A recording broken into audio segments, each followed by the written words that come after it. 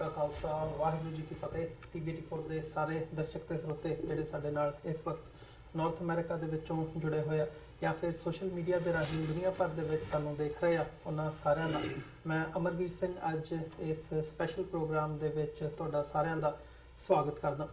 Viewers, ਅੱਜ ਅਸੀਂ 2020 referendum ਬਾਬਤ ਗੱਲਬਾਤ ਕਰਾਂਗੇ।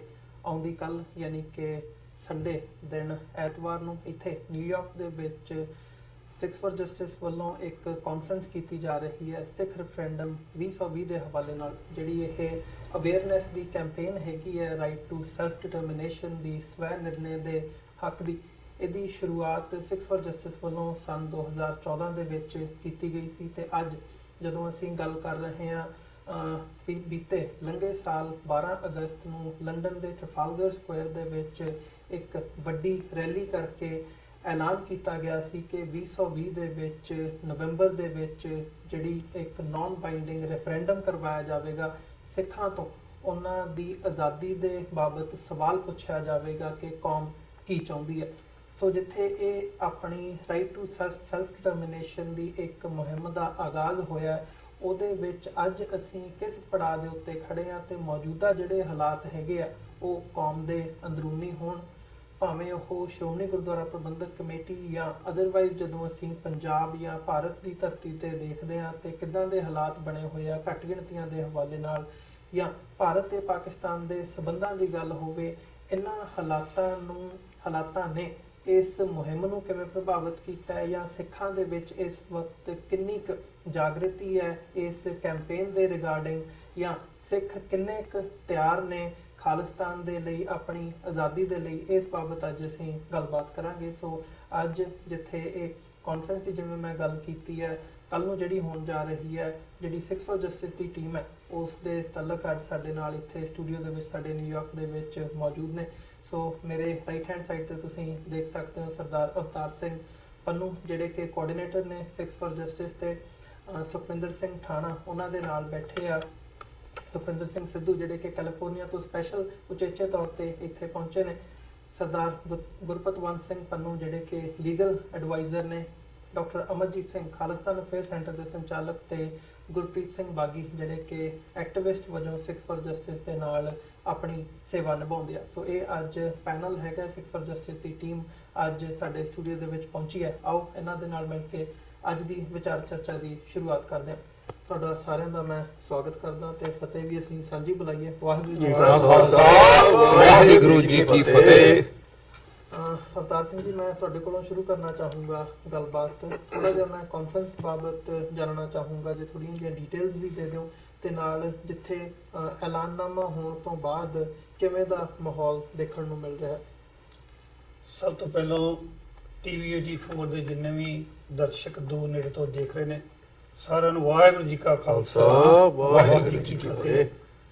ਕੱਲ ਜਿਹੜਾ ਆਪਾਂ ਸਿੱਖਸ ਫॉर ਜਸਟਿਸ ਦੇ ਵੱਲੋਂ 17 ਮਾਰਚ ਦਿਨ ਐਤਵਾਰ ਨੂੰ 6 ਤੋਂ ਲੈ ਕੇ 9 ਵਜੇ ਤੱਕ ਸ਼ਾਮ ਨੂੰ ਗੋਲਡਨ ਟੈਰੇਸ ਬੈਂਕਟ ਹਾਲ ਦੇ ਵਿੱਚ ਜਿਹੜੀ ਸਿੱਖਸ ਫॉर ਜਸਟਿਸ ਵੱਲੋਂ ਕਾਨਫਰੰਸ ਰੱਖੀ ਗਈ ਆ, ਉਹਦੇ ਉੱਤੇ ਸਾਰਿਆਂ ਨੂੰ ਪਹਿਲਾਂ ਓਪਨ ਸਾਰਿਆਂ ਨੂੰ ਸੱਦਾ ਦਿੱਤਾ ਗਿਆ, ਜਿੰਨੇ ਵੀ ਗੁਰਦੁਆਰਾ ਸਾਹਿਬਾਨ, ਜਥੇਬੰਦੀਆਂ, ਸਮੁੱਚੀ ਸਿੱਖ ਕੌਮ ਆ, ਜਾਂ ਜਿਹੜੀਆਂ ਲੋਕ ਇੱਥੋਂ ਦੀਆਂ ਜਥੇਬੰਦੀਆਂ ਜਾਂ ਸੰਗਤ ਸਾਡੀ ਆ, ਉਹਨੂੰ ਉੱਪਰ ਸੱਦਾ ਦਿੱਤਾ ਗਿਆ ਉਹਦੇ ਵਿੱਚ ਪਹੁੰਚਣ ਵਾਸਤੇ।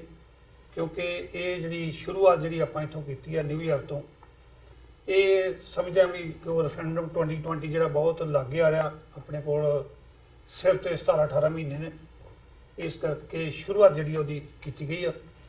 ਮੈਂ ਸਮਝਦਾ ਜਦੋਂ ਲੰਡਨ ਐਲਾਨਨਾਮਾ ਕਰਕੇ ਪਿਛਲੇ ਸਾਲ ਦੇ ਵਿੱਚ ਅਸੀਂ ਆਏ ਤਾਂ ਦੁਨੀਆ ਦੇ ਹਰ ਕੋਨੇ ਦੇ ਵਿੱਚ ਉਸ ਚੀਜ਼ ਨੂੰ ਜਿਹੜਾ ਉੱਥੇ ਐਲਾਨ ਕੀਤਾ ਗਿਆ, ਦੁਨੀਆ ਦੇ ਹਰ ਮੀਡੀਆ ਨੇ, ਸਿੱਖ ਕੌਮ ਨੇ ਵੱਧ ਚੜ੍ਹ ਕੇ ਹਿੱਸਾ ਪਾਇਆ, ਜਿਹੜੇ ਕਿ ਹਜ਼ਾਰਾਂ ਦੀ ਤਾਦਾਦ ਦੇ ਵਿੱਚ ਲੋਕ ਜਿਹੜੇ ਸੀ ਉੱਥੇ ਪਹੁੰਚੇ ਜੀ। ਬੜੀ ਸਕਸੈਸਫੁਲਤਾ ਦੇ ਨਾਲ ਉਹ ਲੰਡਨ ਐਲਾਨਨਾਮਾ ਜਿਹੜਾ ਉਹ ਕੀਤਾ ਗਿਆ ਜੀ।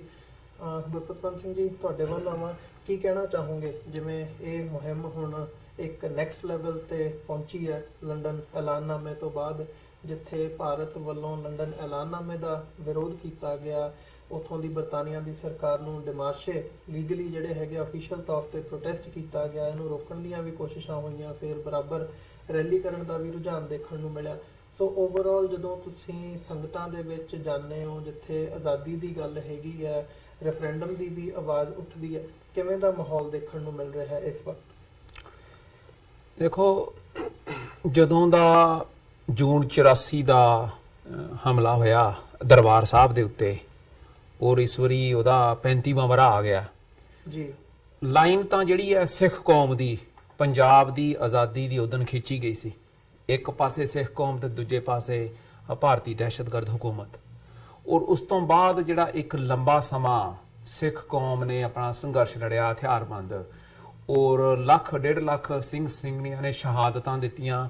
ਆਪਣੇ ਖੂਨ ਦੇ ਉੱਤੇ ਉਹਨਾਂ ਨੇ ਭਾਰਤ ਤੋਂ ਪੰਜਾਬ ਦੀ ਆਜ਼ਾਦੀ ਦੀ ਜਿਹੜੀ ਹੈ ਮੁਹਿੰਮ ਉਹਦੇ ਤੇ ਖੜੀ ਕੀਤੀ। ਖਾਲਿਸਤਾਨ ਦਾ ਸੰਘਰਸ਼ ਜਿਹੜਾ ਉਦੋਂ ਦਾ ਸ਼ੁਰੂ ਆ ਜੀ। ਜਿਹੜਾ ਲੰਡਨ ਐਲਾਨਨਾਮਾ ਦੀ ਆਪਾਂ ਗੱਲ ਕਰ ਲੈਂਦੇ ਆ, ਜਾਂ ਭਾਰਤ ਨੇ ਜਿਹੜਾ ਉਹਦੇ ਵਿਰੋਧ ਵਿੱਚ ਖੜਾ ਹੋਇਆ ਆ ਕੇ ਸਾਹਮਣੇ, ਉਹ ਇਸ ਗੱਲ ਦਾ ਸਬੂਤ ਹੈ ਕਿ ਅੱਜ ਸਿੱਖ ਕੌਮ ਜਿਹੜੀ ਦੇਸ਼ ਵਿਦੇਸ਼ਾਂ 'ਚ ਵੱਸਦੀ ਹੈ, ਉਹ ਇਸ ਗੱਲ ਦੇ ਉੱਤੇ ਉਹਨਾਂ ਨੇ ਅਹਿਦ ਲਿਆ ਵਾ ਕਿ ਉਹ ਸਿੱਖ ਹੈ।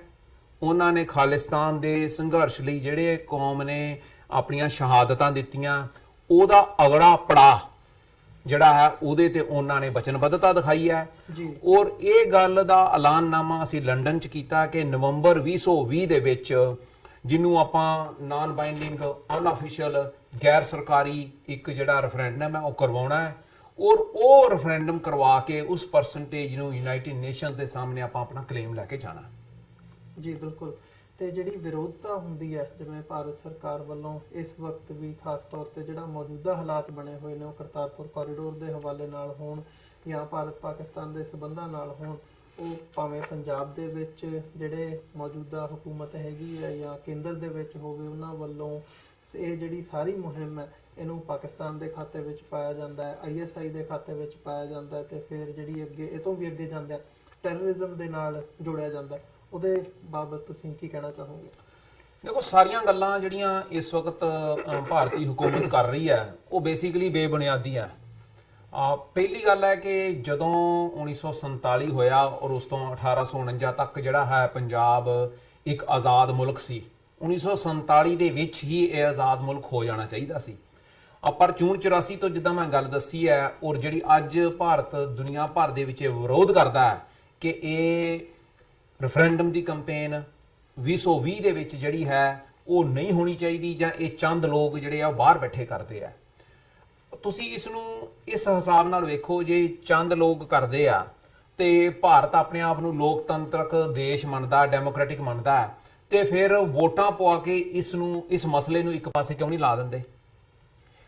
ਜਿਹੜੀ ਉਹ ਲਗਾਤਾਰ ਵਿਰੋਧਤਾ ਕਰਦੇ ਆ, ਜਾਂ ਜਿਹੜੀ ਇਹ ਕੈਂਪੇਨ ਅਸੀਂ ਇੱਕ ਸਟੈਪ ਅੱਗੇ ਲੈ ਕੇ ਜਾਂਦੇ ਆ, ਅਸੀਂ ਨਿਊਯਾਰਕ ਤੋਂ ਰਨ ਕਰਦੇ ਪਏ ਆ, ਤੁਹਾਡੇ ਕੋਲ ਇੱਥੇ ਚੈਨਲਾਂ ਤੇ ਬੈਠੇ ਆ, TV 84 ਤੇ ਬੈਠੇ ਆ, ਅਸੀਂ ਕੈਨੇਡਾ ਤੋਂ ਰਨ ਕਰਦੇ ਆ, ਅਸੀਂ ਲੰਡਨ 'ਚ ਜਾ ਕੇ ਡੈਕਲੇਰੇਸ਼ਨ ਕੀਤੀ ਹੈ। ਤੇ ਜੇ ਅਸੀਂ ਅਲੱਗ-ਅਲੱਗ ਜਗ੍ਹਾ ਤੇ ਕਰਦੇ ਆ, ਜੇ ਲਾਹੌਰ 'ਚ ਵੀ ਕਰਾਂਗੇ, ਤੇ ਅਸੀਂ ISI ਦੇ ਨਾਲ ਕਿੱਦਾਂ ਸਾਡੇ ਸੰਬੰਧ ਹੋ ਗਏ? ਭਾਰਤੀ ਹੁਕੂਮਤ ਇੰਨਾ ਦਮ ਕਿਉਂ ਨਹੀਂ ਰੱਖਦੀ ਇਹ ਕਹਿਣ 'ਚ ਕਿ ਜਿਹੜੇ 6 ਫਾਰ ਜਸਟਿਸ ਹੈ ਜਾਂ ਰੈਫਰੈਂਡਮ 2020 ਹੈ ਉਹ ਕੈਨੇਡਾ ਦੀਆਂ ਜਿਹੜੀਆਂ ਏਜੰਸੀਆਂ ਉਹ ਰਨ ਕਰਦੀਆਂ, ਜਾਂ ਅਮਰੀਕਾ ਦੀ ਜਿਹੜੀ ਏਜੰਸੀ ਹੈ CIA ਉਹ ਰਨ ਕਰਦੀ ਹੈ, ਜਾਂ ਜਿਹੜੀਆਂ UK ਦੀਆਂ ਉਹ ਰਨ ਕਰਦੀਆਂ? ਸੋ ਉਹ ਹੈਗਾ ਇੱਕ ਪ੍ਰੋਪੇਗੈਂਡਾ। ਅਸੀਂ ਸਿੱਖ ਕੌਮ ਦਾ ਜਿਹੜਾ ਹੈ ਮਸਲਾ ਆਜ਼ਾਦੀ ਦਾ, ਉਹਨੂੰ ਘਰ ਘਰ ਦੁਨੀਆ ਭਰ ਦੇ ਵਿੱਚ ਤੇ ਪੰਜਾਬ ਦੇ ਵਿੱਚ ਲੈ ਕੇ ਜਾਣਾ। ਔਰ ਇਹ ਜਿਹੜਾ ਇਲਜ਼ਾਮ ਹੈ ਅੱਤਵਾਦ ਦਾ, ਇਹ ਵੀ ਬੇਬੁਨਿਆਦੀ ਹੈ, ਕਿਉਂਕਿ ਕਦੇ ਵੀ ਅੱਤਵਾਦ ਨਹੀਂ ਹੋਇਆ। ਜੇ ਕਦੀ ਅੱਤਵਾਦ ਹੋਇਆ ਉਹ ਸਿਰਫ ਇੱਕ ਸਰਕਾਰੀ ਭਾਰਤ ਵੱਲੋਂ ਅੱਤਵਾਦ ਹੋਇਆ, ਜਿਨ੍ਹਾਂ ਨੇ ਪੰਜਾਬ ਦੇ ਵਿੱਚ ਨੌਜਵਾਨਾਂ ਨੂੰ ਕੋ ਕੇ ਸ਼ਹੀਦ ਕੀਤਾ। ਜੇ ਸਿੱਖਾਂ ਨੇ ਹਥਿਆਰ ਚੱਕਿਆ ਉਹ ਹੈ ਸੰਘਰਸ਼, ਹਥਿਆਰਬੰਦ ਸੰਘਰਸ਼, ਉਹਨੂੰ ਤੁਸੀਂ ਅੱਤਵਾਦ ਨਾਲ ਨਹੀਂ ਜੋੜ ਸਕਦੇ, ਔਰ ਨਾ ਹੀ ਉਹ ਜੋੜਿਆ ਜਾ ਸਕਦਾ। ਸੋ 6 ਫਾਰ ਜਸਟਿਸ ਦੀ ਜਿਹੜੀ ਰੈਫਰੈਂਡਮ 2020 ਦੀ ਮੁਹਿੰਮ ਹੈ ਉਹ ਲੋਕਤੰਤਰਕ ਹੈ, ਔਰ ਦੁਨੀਆ ਦੇ ਦੇਸ਼ਾਂ ਦੇ ਵਿੱਚ ਇਹ ਪ੍ਰਮਾਣਿਤ ਹੈ ਕਿ ਤੁਸੀਂ ਕਾਨੂੰਨੀ ਤੌਰ ਤੇ ਆਪਣੇ ਆਜ਼ਾਦੀ ਦੀ ਗੱਲ, ਤੁਸੀਂ ਆਪਣੀ ਸੋਵਰੈਨਿਟੀ ਦੀ ਗੱਲ, ਤੁਸੀਂ ਰਾਈਟ ਟੂ ਸੈਲਫ ਡਿਟਰਮੀਨੇਸ਼ਨ ਦੀ ਗੱਲ ਕਰ ਸਕਦੇ ਹੋ। ਜੀ ਡਾਕਟਰ ਸਾਹਿਬ, ਤੁਸੀਂ ਇਸ ਬਾਬਤ ਕੁਝ ਕਹਿਣਾ ਚਾਹੋਗੇ? ਜਿਹੜੀ ਇਹ ਮੁਹਿੰਮ ਜਿਹਦੀ ਸ਼ੁਰੂਆਤ 2014 ਦੇ ਵਿੱਚ ਹੁੰਦੀ ਹੈ, ਤੁਸੀਂ ਪਹਿਲੇ ਦਿਨ ਤੋਂ ਹੀ ਰੱਖਿਆ ਵੀ ਇਹ ਇੱਕ ਅਵੇਅਰਨੈਸ ਕੈਂਪੇਨ ਹੈਗੀ ਹੈ, ਤੇ ਸਿੱਖਾਂ ਦੇ ਵਿੱਚ ਓਵਰਆਲ ਦੁਨੀਆ ਭਰ ਦੇ ਵਿੱਚ ਜਿੱਥੇ ਬੈਠੇ ਆ ਬੜੀ ਤੇਜ਼ੀ ਦੇ ਨਾਲ ਅਵੇਅਰਨੈਸ ਆਈ ਹੈ, ਆਪਣੀ ਜਿਹੜਾ ਆਪਣਾ ਪੱਖ ਹੈਗਾ ਕੌਮੀ ਦਾ, ਰਾਈਟ ਟੂ ਸੈਲਫ ਡਿਟਰਮੀਨੇਸ਼ਨ ਦਾ, ਉਹ ਲੋਕਾਂ ਦੇ ਵਿੱਚ ਜਾ ਕੇ ਰੱਖਿਆ। ਕਿੰਨੀ ਕੁ ਸਫਲਤਾ ਦੇਖਦੇ ਹੋ ਜੇ ਪਿਛਲੇ 5 ਸਾਲ ਦਾ ਟਾਈਮ ਪੀਰੀਅਡ ਦੇਖਣਾ ਹੋਵੇ? ਦੇਖੋ, ਦੂਸਰੇ ਸੰਸਾਰ ਜੰਗ ਤੋਂ ਬਾਅਦ ਜਿਸ ਸੰਸਾਰ ਜੰਗ 'ਚ 5 ਕਰੋੜ ਦੇ ਕਰੀਬ ਲੋਕ ਮਾਰੇ ਗਏ, ਜ਼ਾਹਰ ਹੈ ਕਲੋਨੀਅਲਿਜ਼ਮ ਦਾ ਐਂਡ ਹੋਇਆ, ਬਸਤੀਵਾਦ ਦਾ।